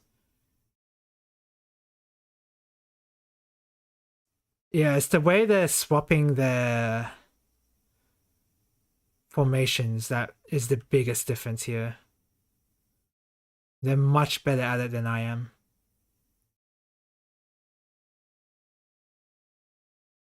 Okay, yeah, it really is. It really comes down to the formation swaps.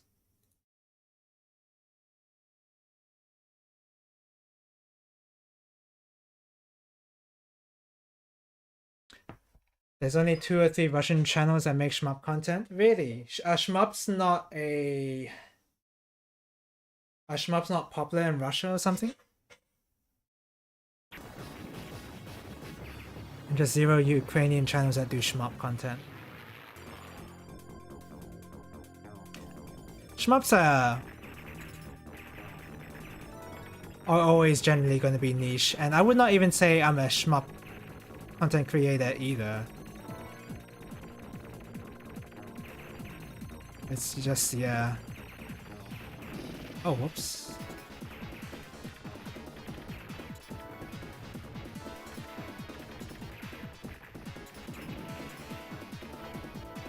Yeah, it's all to do with the formation switches.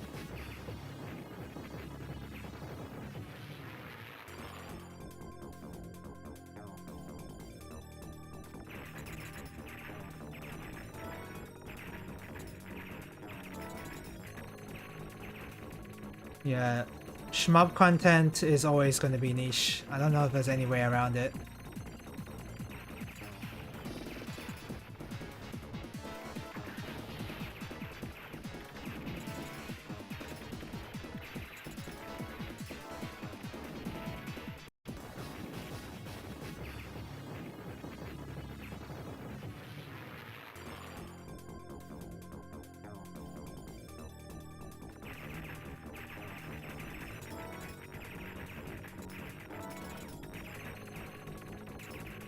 Oh god, that was close.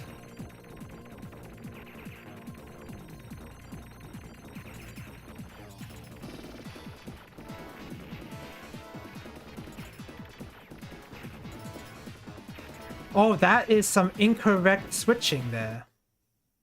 Right, I really need to get better at that.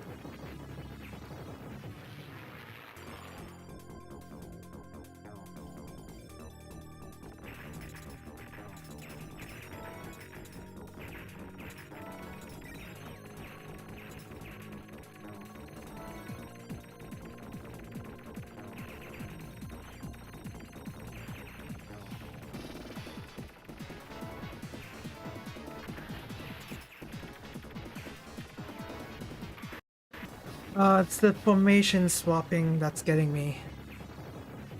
I need to incorporate that a lot more.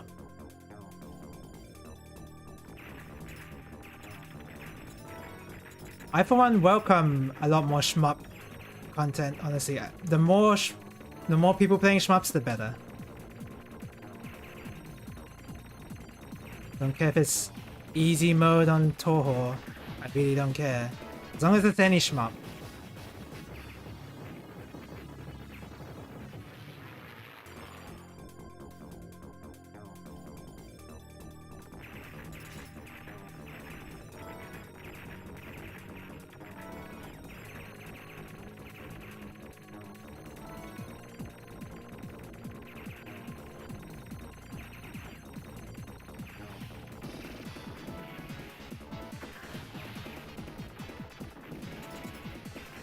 Oh, that is some professional formation swapping there. Man, that was good.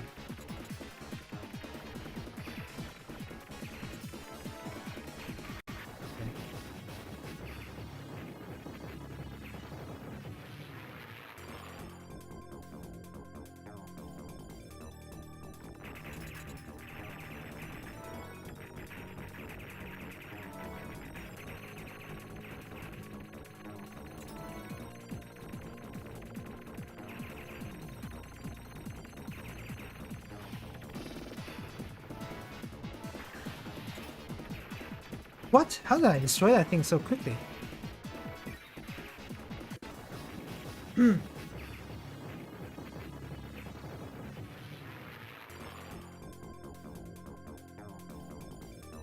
Unfortunately, even though the main series of Toho is shmups, I don't think the shmup part of the franchise is very popular.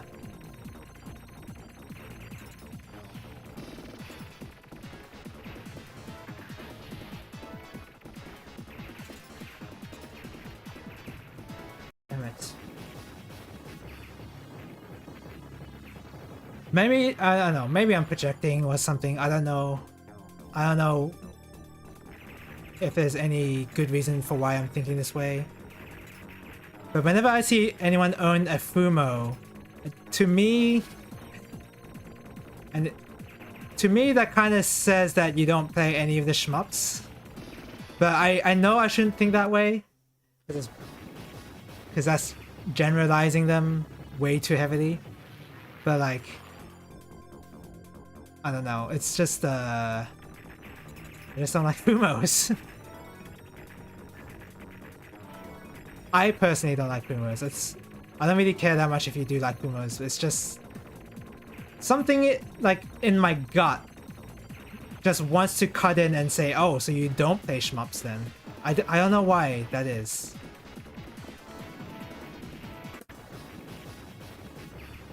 Also, I'm doing really bad here. It's kind of like the Neko arc. The Neko arc character. Where if you're a Neko arc fan, that kind of screams to me that you don't play any of the fighting games.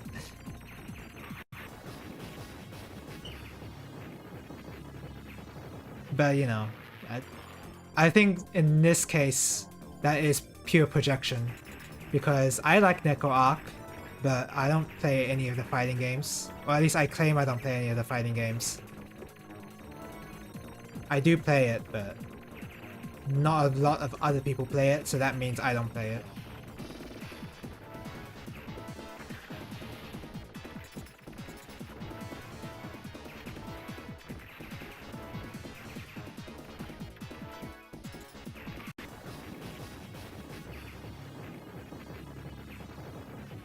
It's strange. I would have expected a lot more fighting game people to have played a lot of shmups. Oops. I think they would have, right? Well, because a lot of the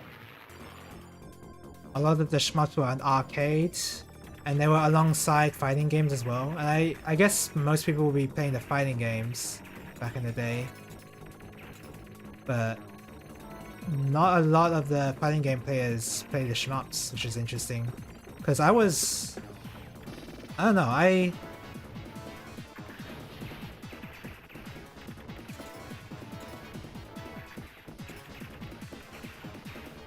God, that was bad. I was hesitant on my formation swap there. As a kid, I guess I liked any arcade game. Like Twinkle Star Sprites, oh yeah, I'll play that. Street Fighter 3 Third Strike, I'll play that. Street Fighter 2 in Chinatown, I'll play that. But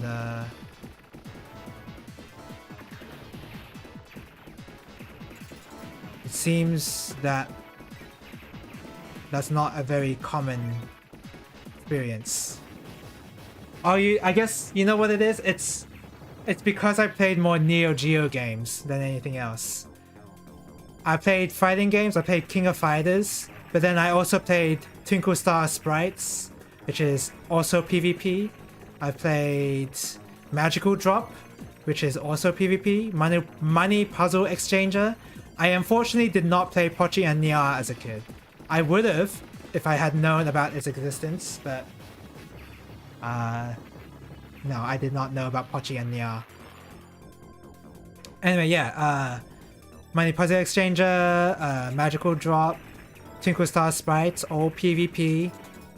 And of course the fighting games are technically PvP. I mean, why did I say technically? They are PvP. Oops, that is not the time to swap. It's the Neo Geo pipeline. Oh, Metal Slug 2. Metal Slug, a good... Is Metal Slug a shoot 'em up? I would say it is. Maybe a run and gunner? Perhaps. Shock Trooper 2 also. I played that one a lot. That game's good. So I guess it was more me...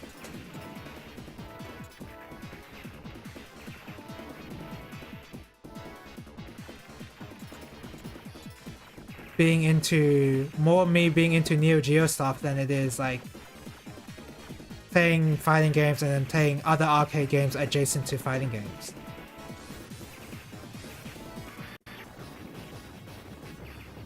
Yeah, wide and narrow definitions. Sure.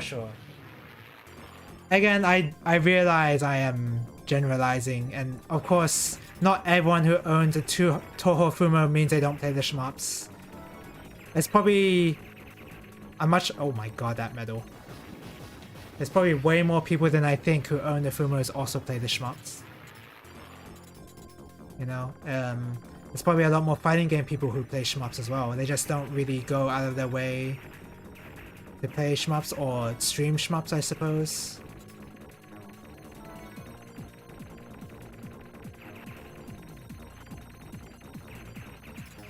Which is why Electric Underground is such a cool guy.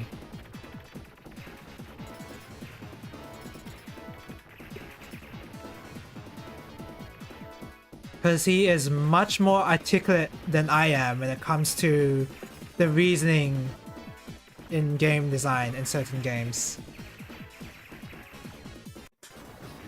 You're talking about the Welsh shmup? Oh yes, because yeah, I was wondering if Metal Slug would be classified as a shmup. Yeah, unfortunately, yeah, the shmup genre, as has happened to every genre tag, by the way, it's not exclusive to shmup, has lost most of its meaning as to what the genre actually is.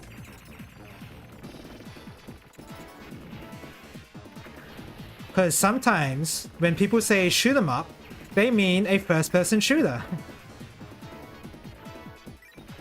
And first-person shooters are not shmups.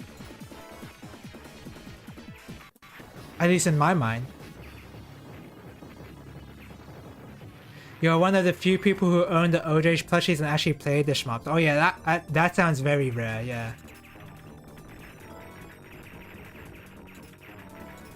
There are people who would say Vampire Survivors is a bullet hell or bullet heaven.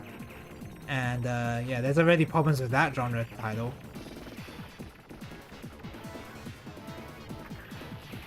Yeah. Oh, I did not do my formation swap.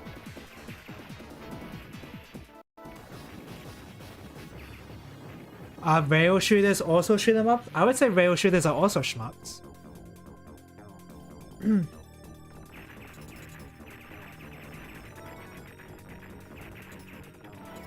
Third-person shooters are not shmups.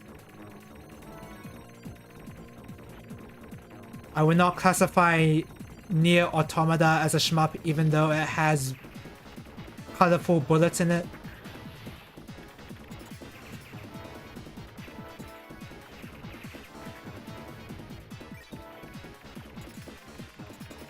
And yet sometimes people call them bullet hells. I guess it's more the bullet hell genre name I have an issue with. Sounds not much different from shooter, yeah. Yeah. And the problem with bullet hell as a genre name is that not all shmups are bullet hells either. Like, is Gradius a bullet hell? I don't think so. Is R-Type a bullet hell? Not really.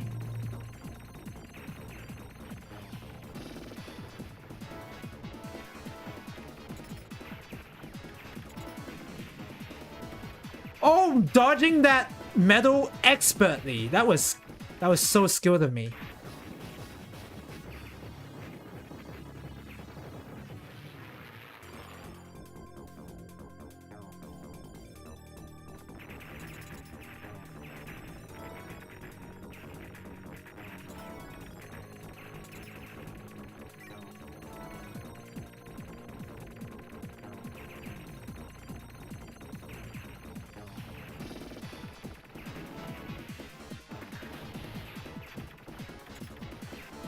Oh yeah, I'm so good at formation swapping.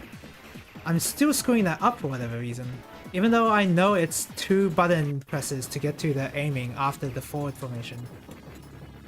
I always press 3 times for whatever reason.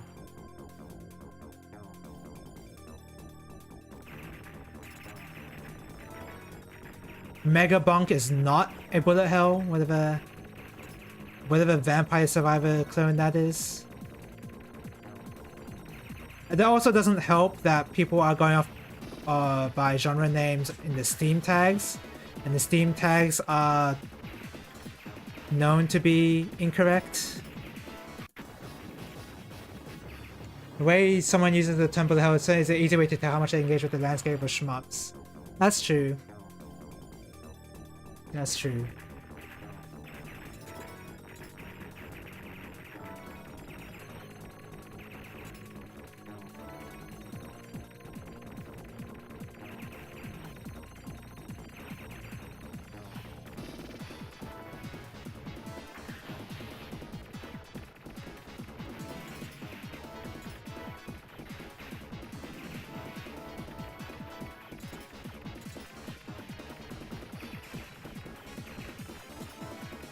Oh god.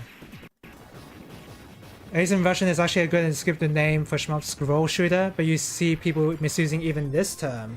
Scroll shooter. Okay, let me think about how it would be misused. Scroll shooter. Perhaps the light gun games? You know the light gun arcade games like Virtual Cop? Probably that.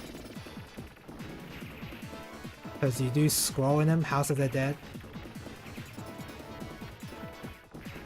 Probably a very extreme example. Oh wow, I did it there.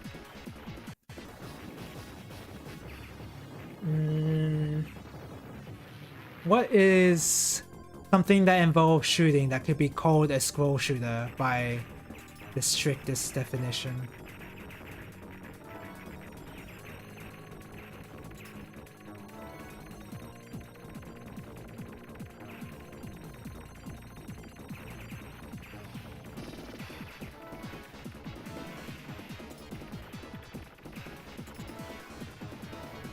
Holy crap, how did that metal explode there? Run and guns? Probably. Metal slug. Perhaps my most hot take yet is that I call Metal Slug a shmup. I'm on this tirade about what is and isn't a shmup, but then I call Metal Slug a shmup.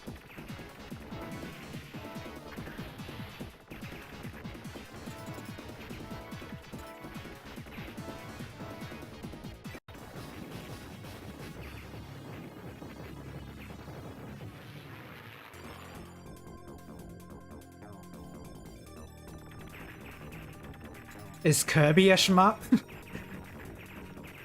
Because there's always usually a stage in Kirby where you play shmup style, right? Does that make Kirby into a shmup?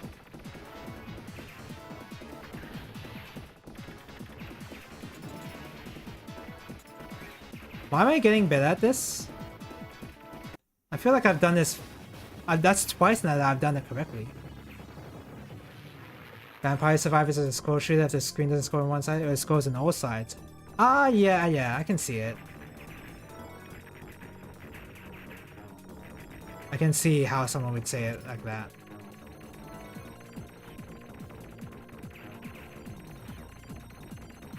Enter the Gungeon. Oh yeah, I really don't like Enter the Gungeon, but a lot of people do, and there's... I guess my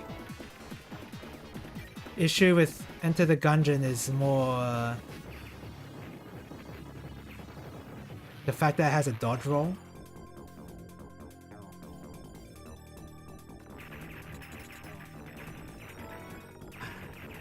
You know what? I don't know if yeah, you know what?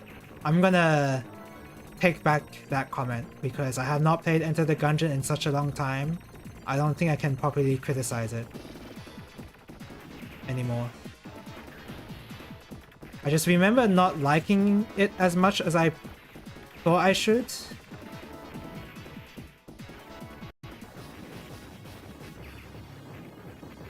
You prefer using the word Danmaku over bullet hell? I think Danmaku... yeah, I think that works. Because Danmaku is kind of like a term people who already are familiar with the genre, familiar with shmups, know what it is, right? and it's kind of...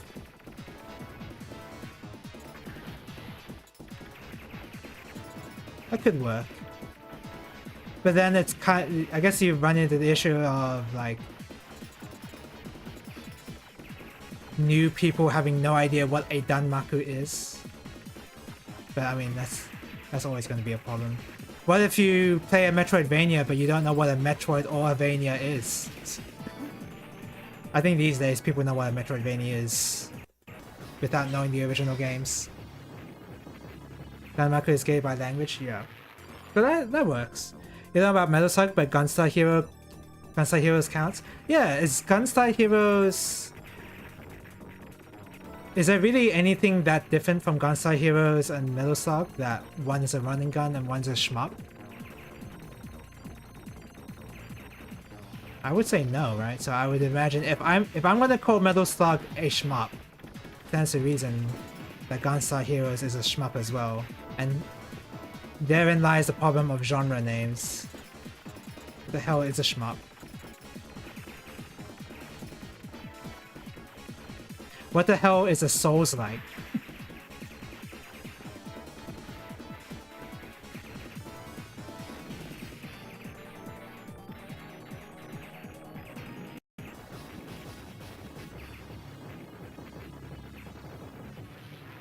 Yeah. Genre names. What the heck is a roguelike? What's a roguelike these days? I don't know. Is Vampire Survivors a roguelike? To me, that's the furthest thing from a roguelike, but people seem to love calling that a roguelike.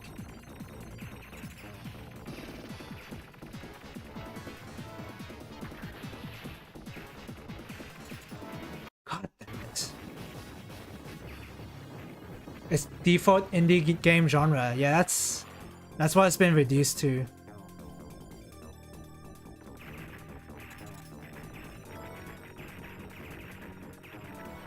Even though I like Metroidvanias, and you know, Rusted Moss, probably the best Metroidvania I've ever played, and no one plays that.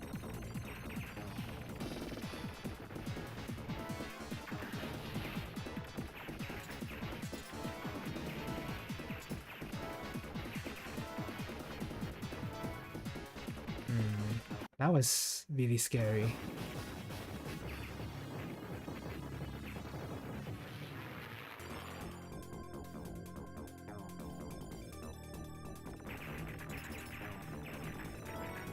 Genre names just suck. MOBA, multiplayer online battle arena. Wow, what a great title. What a great genre name. What the hell does that mean? Wouldn't Overwatch count as a MOBA?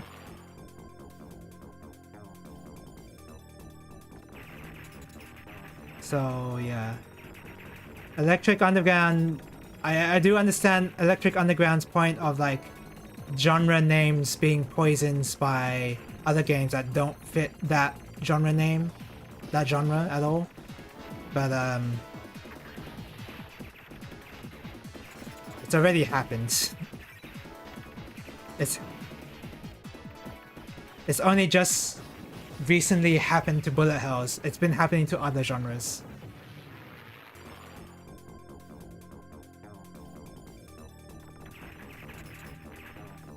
I guess we shouldn't lie down and accept it.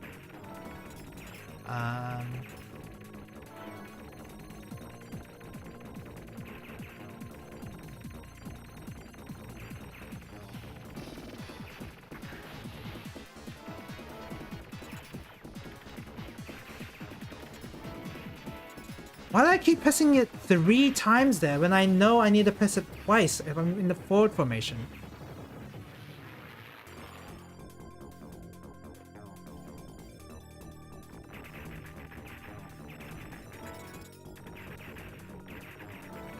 Overwatch is a shooter and MOBA hybrid, but you see the issue with the genre names, right?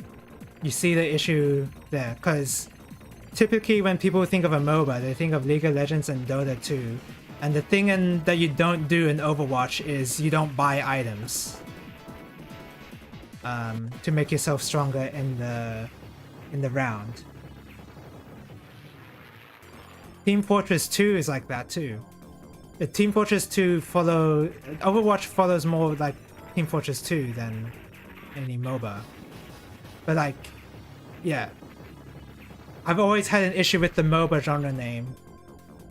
And this is just further...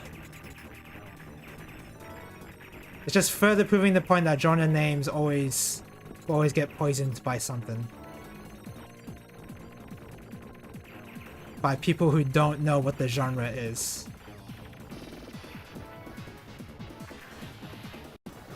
I've seen it happen so many times. Happened with MOBAs. Can't even happen with RPGs, because people say, "Oh, it's a role-playing game," but like you're not role-playing. Like, shut up.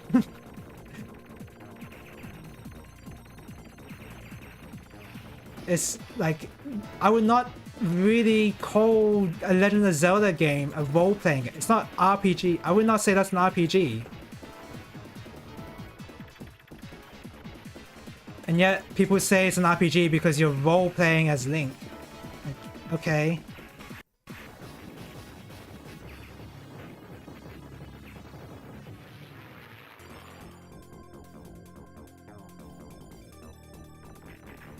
To me, genre names mean something beyond what the actual name of the genre is.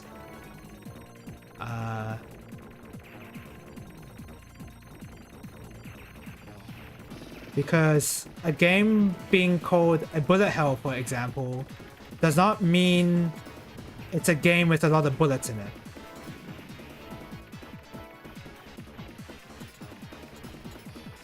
A MOBA... I don't know, the MOBA title is so bad. Roguelike is not...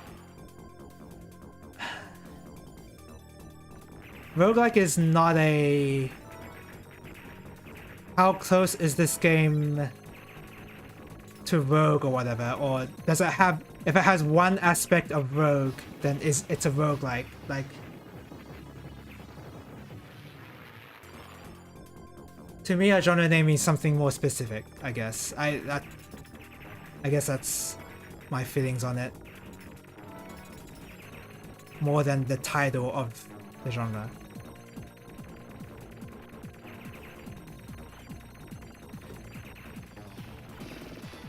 Guess that's the only way to think about it.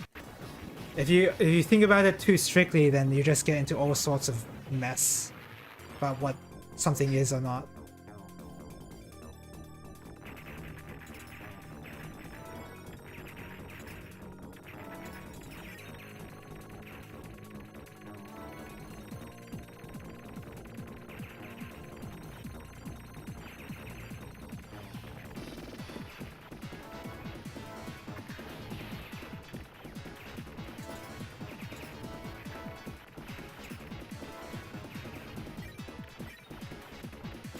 Which, to be fair, I don't think is exactly the point Electric Underground is making exactly. It's more to do with... It's not as much taking a genre name literally as much as people are calling a game a genre that's incorrect. Like, you know, Vampire Survivors being called a bullet hell. Enter the Gungeon being called a bullet hell just because it has colorful bullets and a lot of bullets.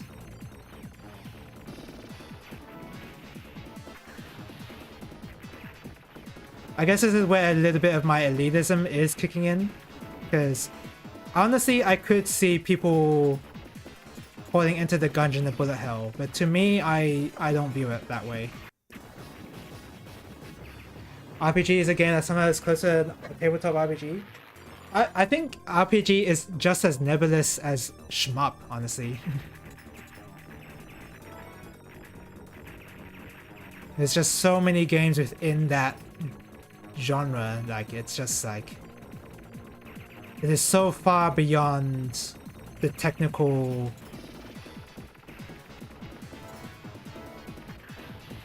term of what it's actually like. It's not, RPGs are not strictly role playing, because technically in most games you are role playing. Like, you wouldn't call a game like Flashback. Why did I think of Flashback? Flashback's, I mean, Flashback's a good example, but no one knows what Flashback is. No one thinks... What's a game? No one thinks Prince of Persia is an RPG, right? But...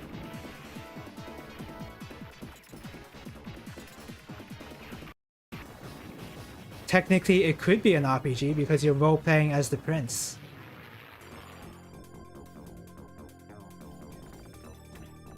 I think at this moment I'm kind of rambling because my brain is turning to mush from practicing this too long. Yeah, I've definitely been rambling. My ultimate point is everyone should just watch Electric Underground. That is the conclusion that I'm choosing to come away with here.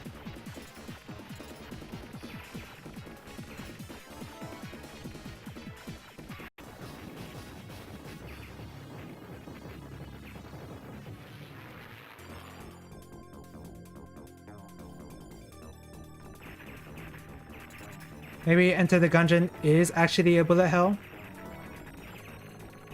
And yeah, again, it's sort of like, I think my elitism is kicking in here. I will admit that, of me not calling it a bullet hell. I can totally see how other people can call it a bullet hell. But when it's a game that allows you to ignore the bullet hell part so easily, with blanks, with dodge rolls, with certain weapons, it's kind of like, I'm a little iffy on the bullet hell part. And then also taking cover as well, using the walls. And why that can happen sometimes in bullet hells, using walls as cover.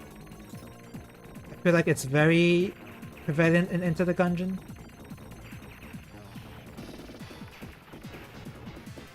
There's so many ways to avoid the bullets, it's kind of like... And it's also no score as well.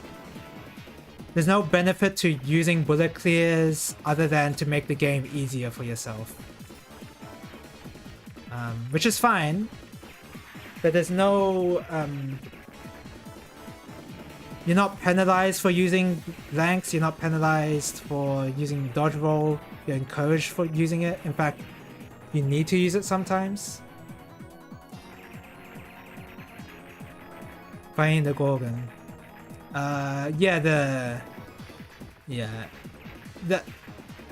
When you get some of the bosses that are not... Like the final boss, you need to use dodge roll and all that. I think those fights are fine.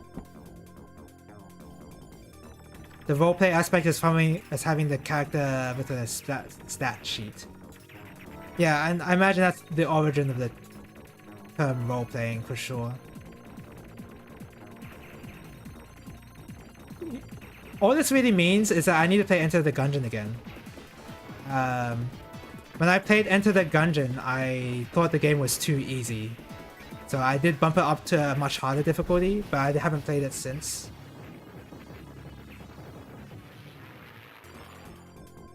And I think, I mean, my issue with...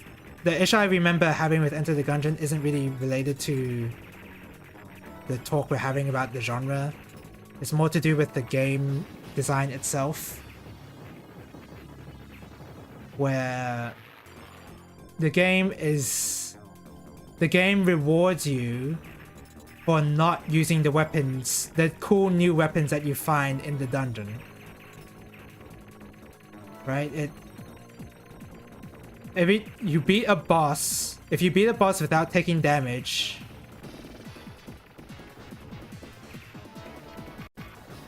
then you get rewarded with extra heart with an extra heart. And you're kind of incentivized to only use your basic weapon because it has infinite ammo.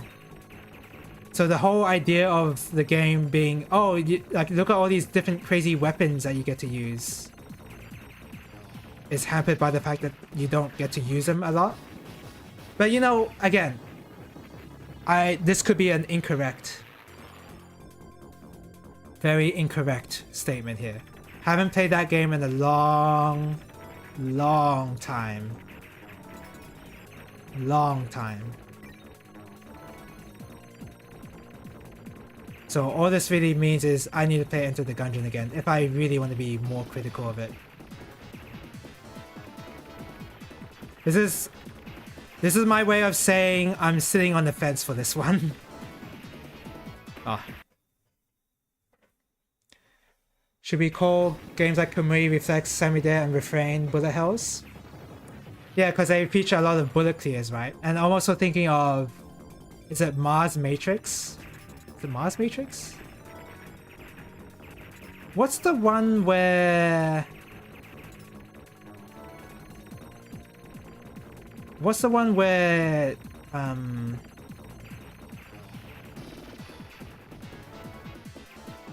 Like there's a mechanic where you not absorb bullets, but like you gather all the bullets around you and then you shoot it out all at once. There was a game like that.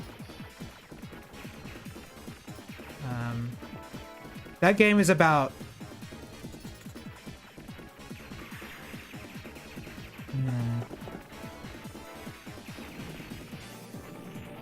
Oh god!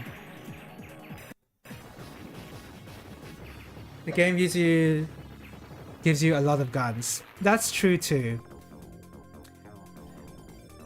I just felt like when I was playing it, I was better off using the basic gun because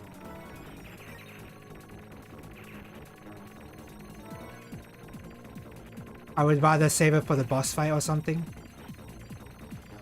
I never use it in a regular encounter, so most of the time I do end up using the basic gun.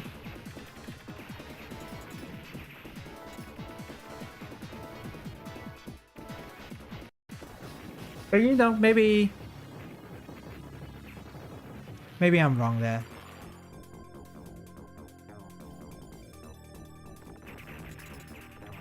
Does Kamui feature a lot of bullet clears? I haven't played that in a while, even though I was learning that game.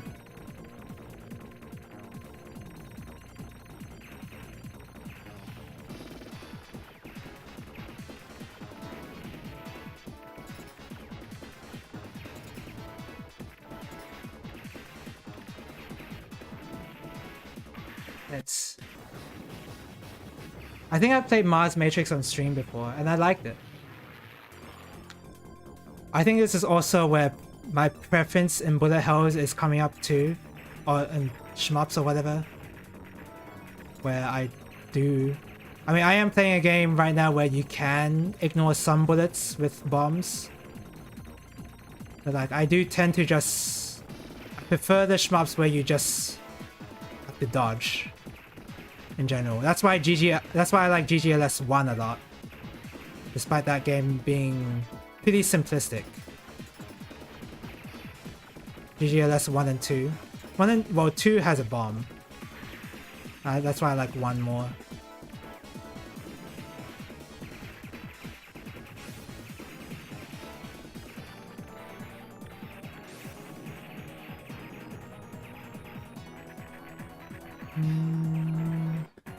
Okay. I think I need to practice Madball Mark II. I think through all these attempts I've been getting a little better.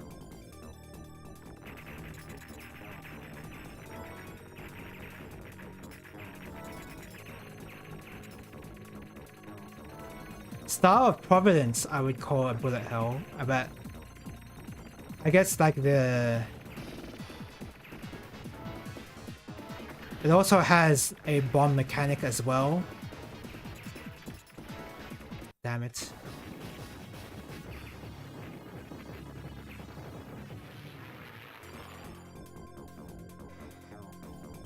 Syndrome of Deferred Life. I don't know what is that. What is that?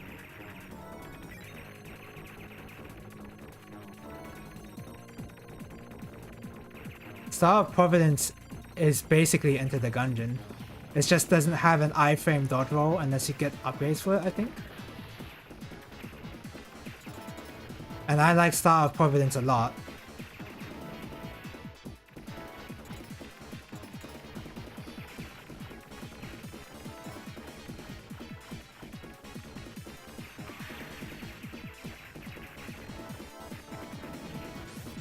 I like Nuclear Throne a lot too. It's just, yeah, I think Nuclear Throne and Star of Providence are, I like those games more than Enter the Gungeon, so I played those a lot more than ETG.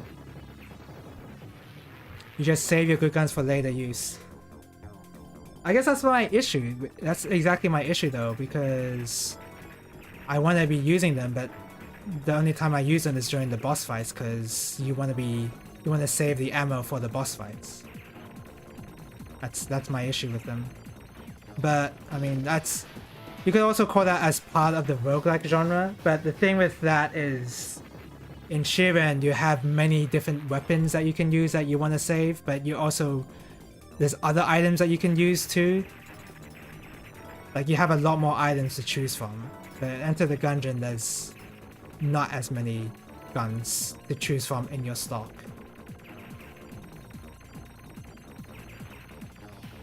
At any given time, that is. Oops. You love Nuclear Throne? Yeah, Nuclear Throne's really good.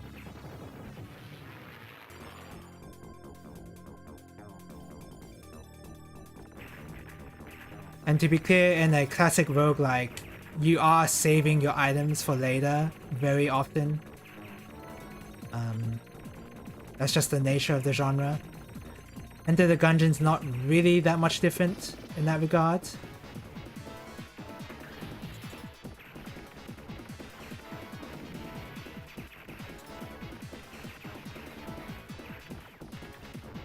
I missed those 2 medals. But it really comes down to how many tools you have.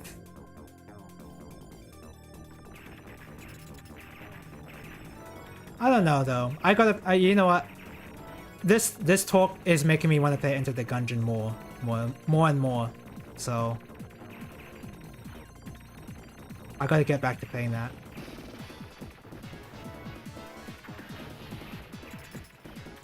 Isn't it crazy that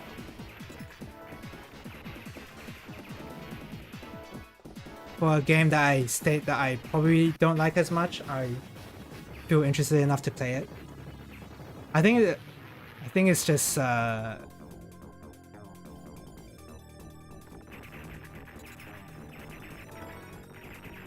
don't know. I don't know what it is. Maybe it's just how my particular brain works. I will play games out of morbid curiosity. I would play the Gollum game just to see what that game's like. Even though everyone says that game sucks.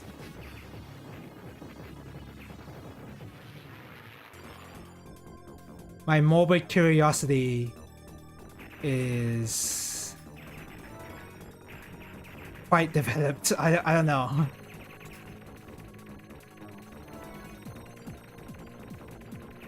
Like, sure, I'll play Tales of Arise before I play any of the actual Tales games. Even though there have been people telling me how crap Tales of Arise is. You know?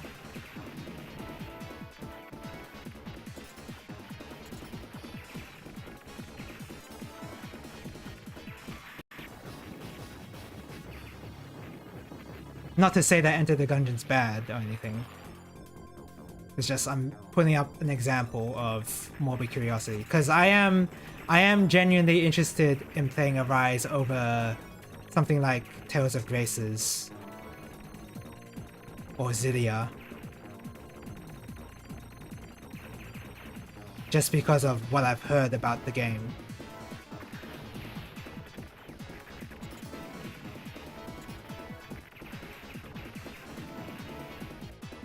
Okay, I practice this enough.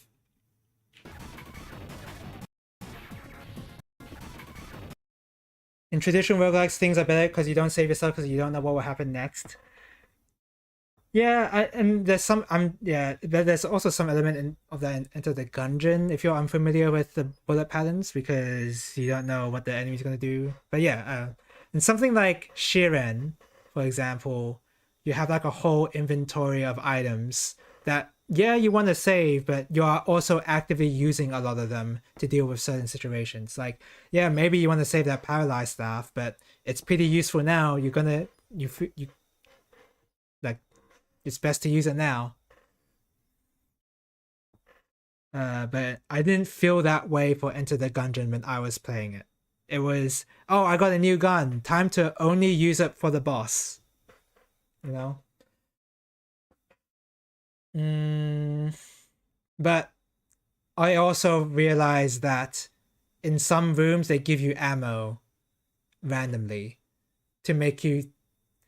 It's weird because they give you ammo randomly as a room reward, as like the game's way of telling you, hey, you should use your different weapons, but it's random, so you don't know when you're going to get an ammo box, so you're better off saving your weapons then.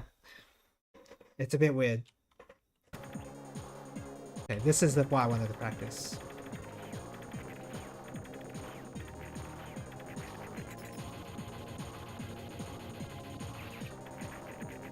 Not only that, once you leave the room, I remember this, once you leave the room, then the ammo box gets destroyed.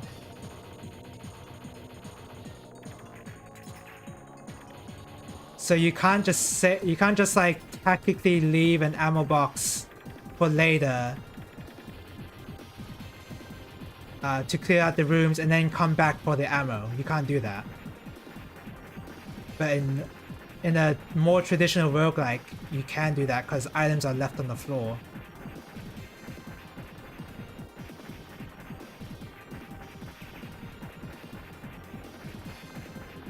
Stakes are high, there is permadeath. I mean, there's permadeath in Enter the Gungeon though. I mean, kinda. There's not really the same type of meta progression like there is in Vampire Survivors.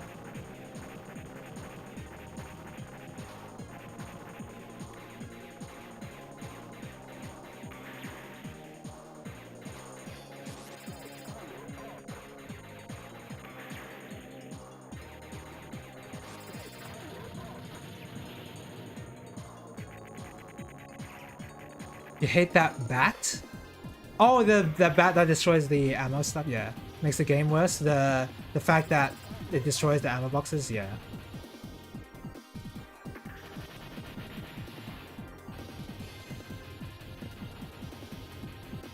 I also remember hating that part too. No save scum, you don't want to start with it, so you have to use your stuff in the traditional roguelike.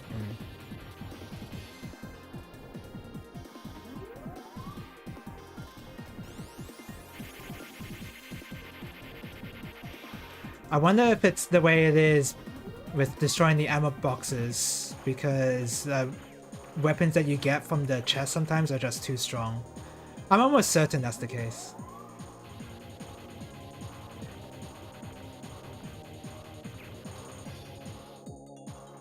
Wow, really unlucky with the mad ball.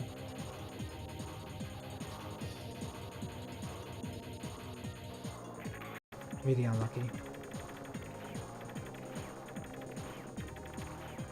Does have enemies that steal stuff.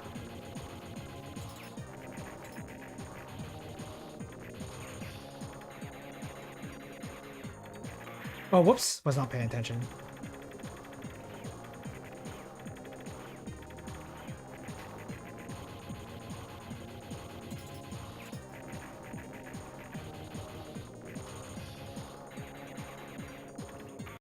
What am I doing?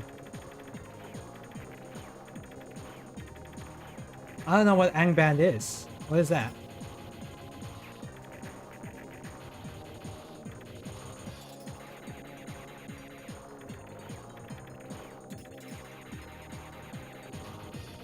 Why is it not dead? Okay, there you go.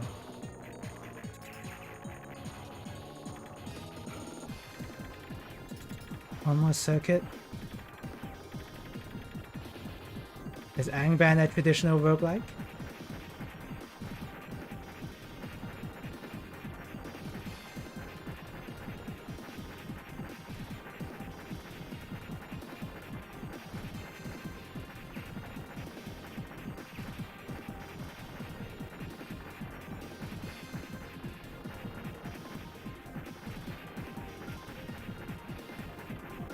What am I doing? One of the genre staples. Oh, okay. I mean, I played a bit of NetHack, and I played the actual Rogue a little bit. Typically I play Shiren, which is very traditional roguelike. I've not heard of Angband though. I might look into it.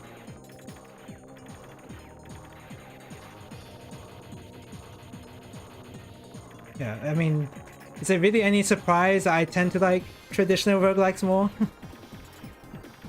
I don't like meta progression in shmups. So I hate it even more in the roguelike or roguelite, whatever the names are anymore.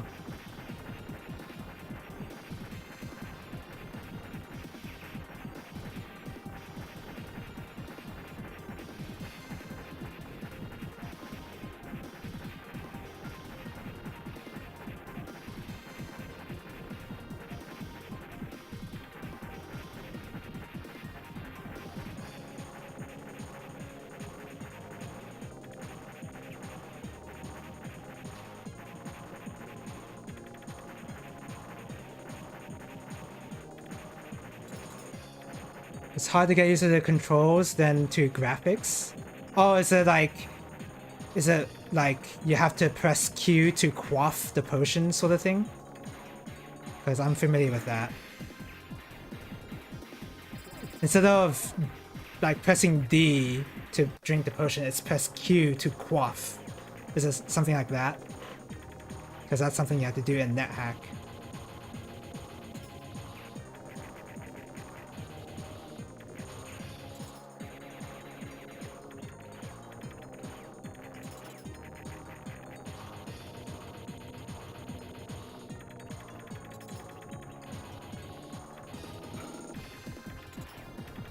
Yeah, and also like using the Vim, forget exactly what the movement keys are called on the keyboard, where it's like H is to move left and then J is to move up, K is to move down, I think, or right, I don't remember, but like a very unusual movement system on the keyboard itself so that you don't have to move your hand over to the numpad. Yeah, yeah. that took me some time getting used to as well.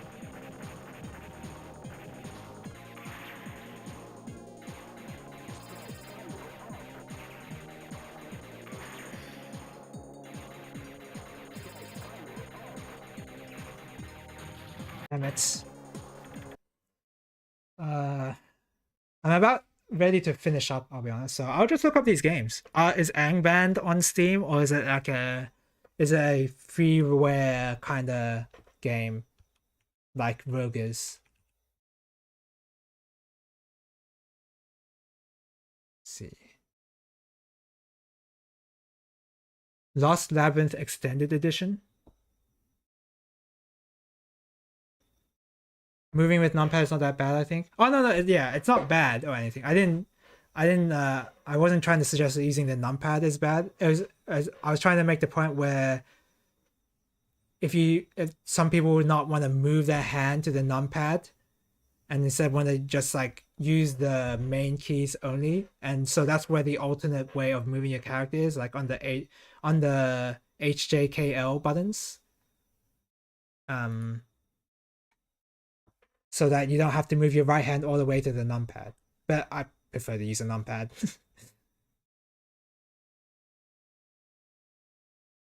Lost Labyrinth Extended Edition. Oh, why is it mixed? Whoa. This is as classic as we can get.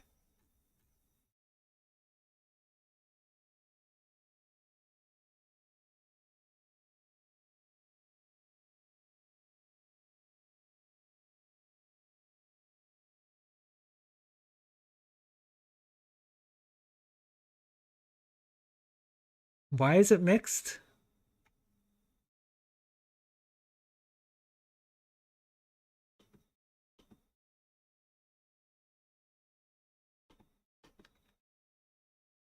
Horrible UI, terrible sound.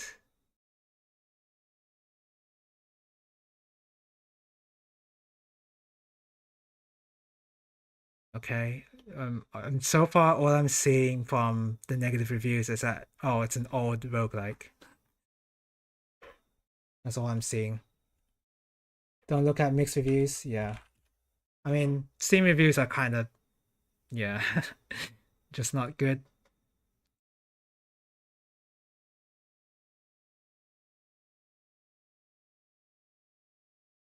Oh, this is very classic. It's as classic as NetHack.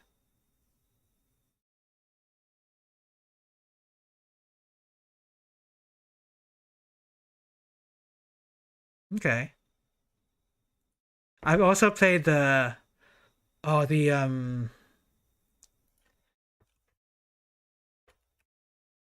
that?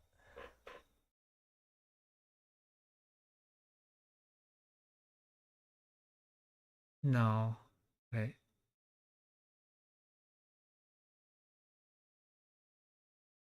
I played the Doom the roguelike game before it had to change its name to Jupiter Hell.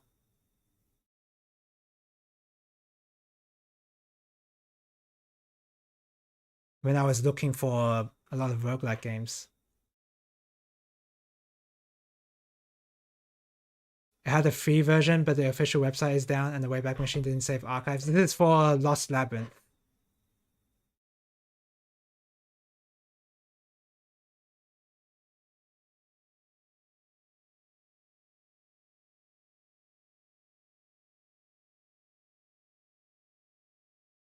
Let me look at the trailer and let me see the gameplay.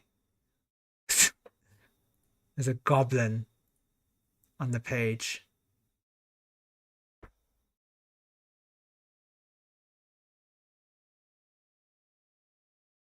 Whoa, is that RPG Maker sprites? No, it's not.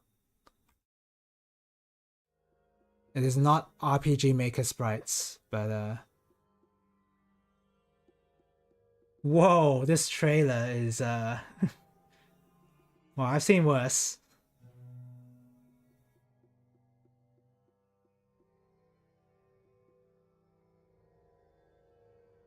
Whoa, this is super classic. I like it.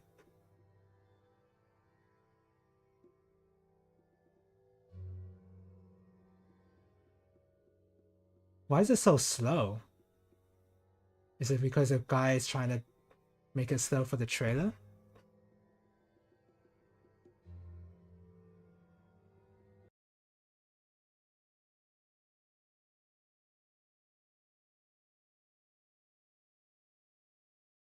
Compared to other games of its kind, it has the following features. Relatively short gameplay. Ooh! Ooh! Really? That's a selling point for me.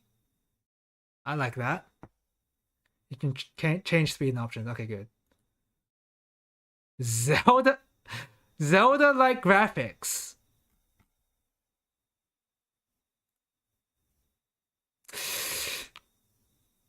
Zelda-like graphics. I would not say it has Zelda-like graphics. It's not short? What? So what's with this? It has the following features thing. This guy just straight up lying? Very high replayability because everything is created at random. Yeah, that's how roguelikes work. I think yeah, I'm probably not. Once I finish looking at this, I might stop. Maybe. I've been sitting here for 2 hours straight playing shmups.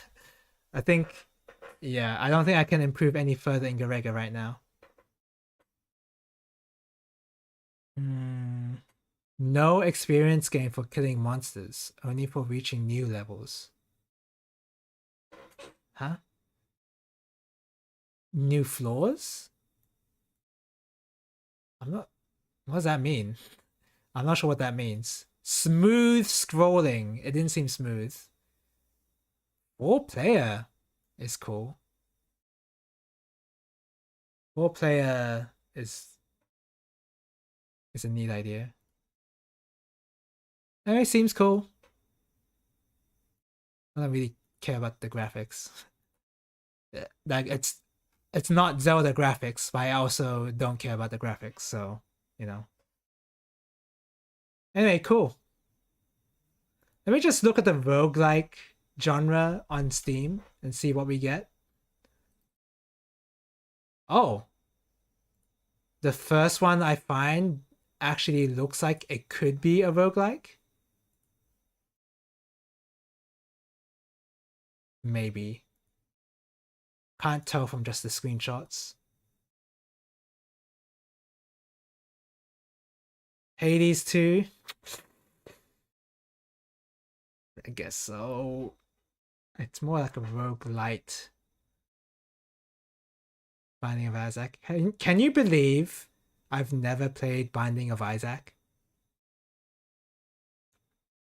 I've never played this game. Oh, of course Vampire Survivors is here. It's not even a roguelike either. You need to reach level 150 level or gather 9 pieces of magical stuff. You find nearly 1 piece per 10 levels. Is that how you quote unquote beat the game? Is you assemble all those pieces?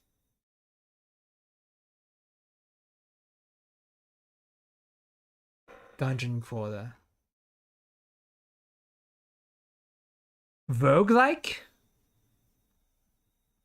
Is this the roguelike section?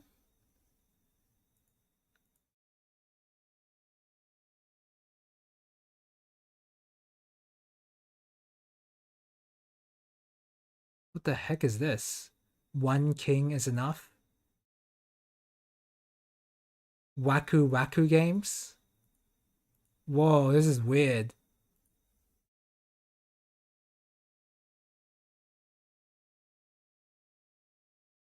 What did I just... Now we're just turning into browsing Steam. What did I just click on? Who is this dev?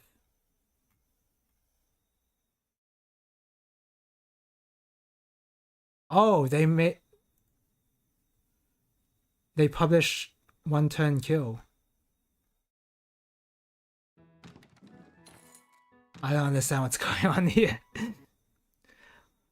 People shove vampire likes even into traditional roguelike tag. Yeah, yeah. Yeah, that's right. There is a traditional roguelike tag. Can I find it here? Don't lose aggro.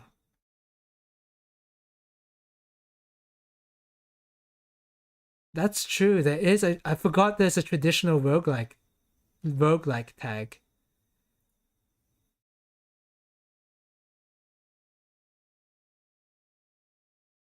How do I find it?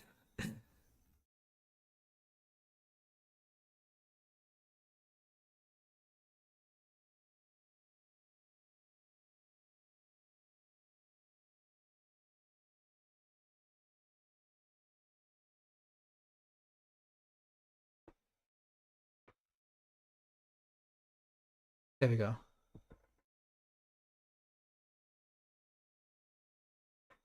One dev removed the game from the traditional roguelike after you're complaining. Oh, nice. Bully the dev to do that.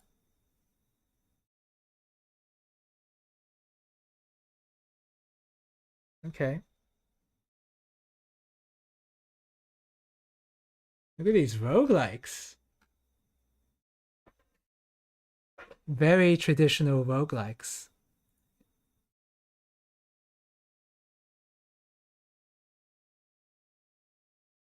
What? They told me to make the Burn the Witch roguelike in the dark fantasy setting. I'm not against it. Planned release date 31 of August 2032. What is this? Is this a joke?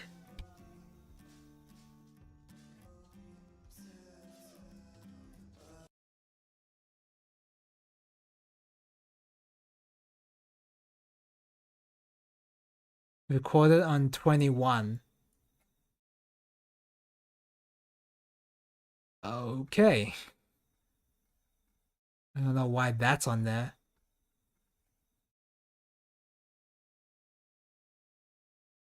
Main Elanda? Is that traditional roguelike? Why is it here?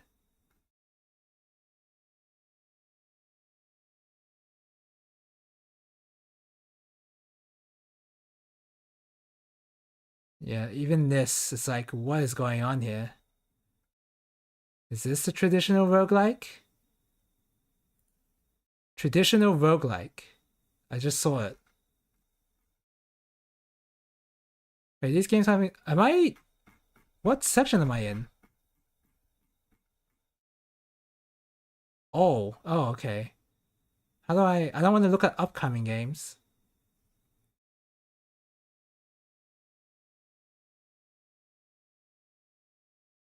Oh, Dreadmore is a traditional roguelike, yeah.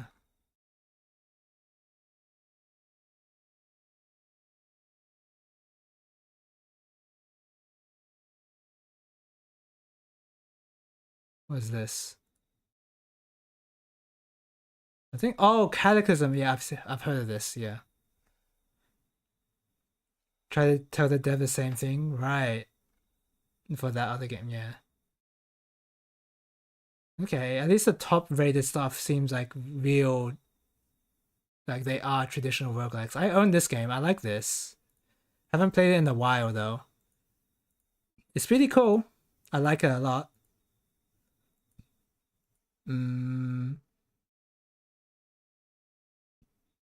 Maybe I should play it again. This is Doom the Roguelike. Yeah, I've played this before it was known as Jupiter Hell Classic. Interesting.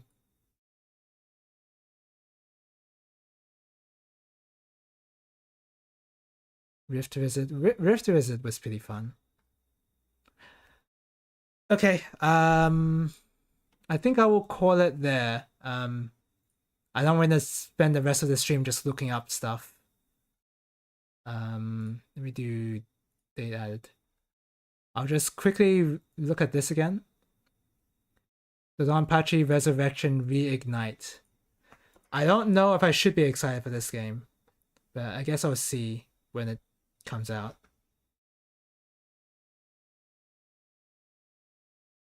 Cave Interacted Co. Limited. Wait.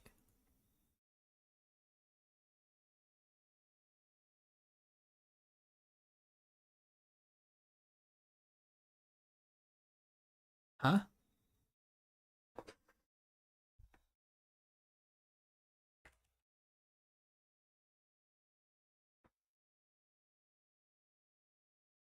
What? So... Okay. Okay. This is weird. So Cave as a developer has their own list of games that they've developed here, which is fine. But when I go to the Donpachi Resurrection Reignite and then look it up here, they don't have any other games, which is very strange.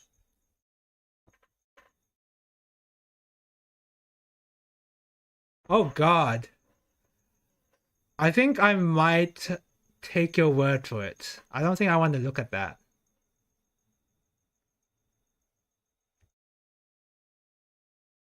I'll take your word for it. The whole game kind of gave me that kind of vibe of the dev not caring. So I will similarly not care about him and his game.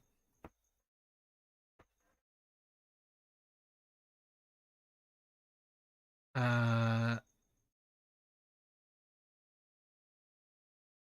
what? Yeah, why is the okay? Shoot them up. I already looked through this section here.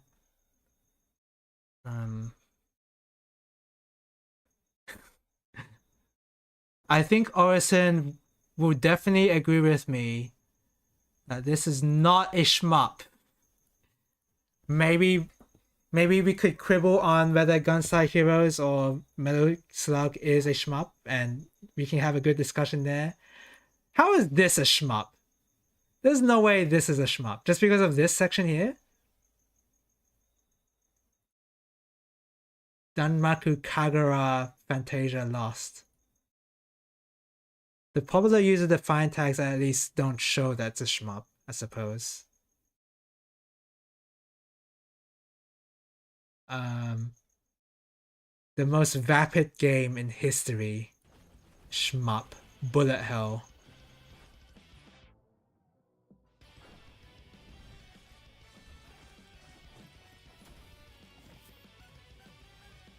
Bullet hell, huh?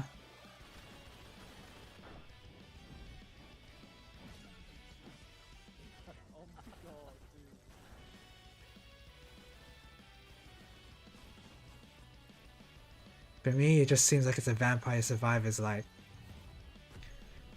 Too bad we don't have a better genre name for that sort of thing.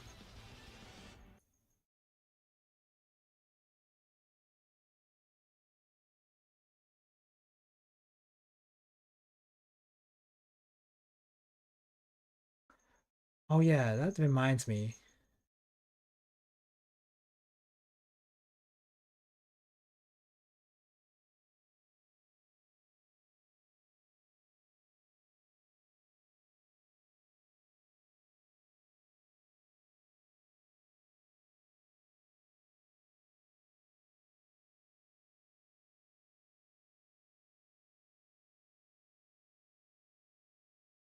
I don't own this DLC, huh? How much is it? Oops! You told me to go. Okay. That, yeah. Uh, yeah. That kind of. Yeah. That sounds about right. I'm just gonna check on. I'm just gonna cross-reference the Bandcamp OST of Blue Revolver with the OST shown here on Steam.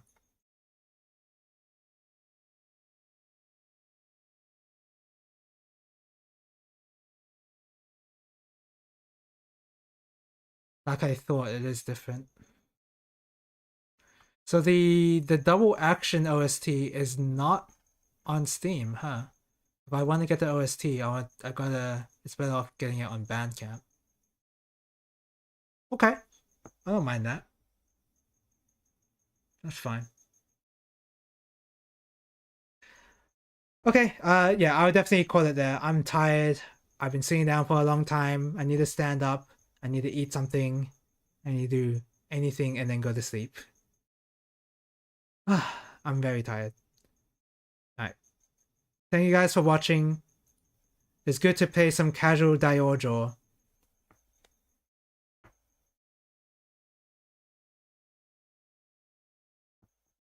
Yeah.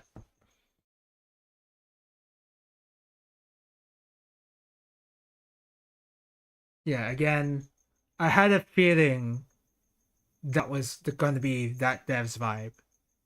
So, yeah. That's why I knew that I was better off not clicking on it because I knew it was going to be something like that. Okay, yeah, I'll call it here. Tomorrow.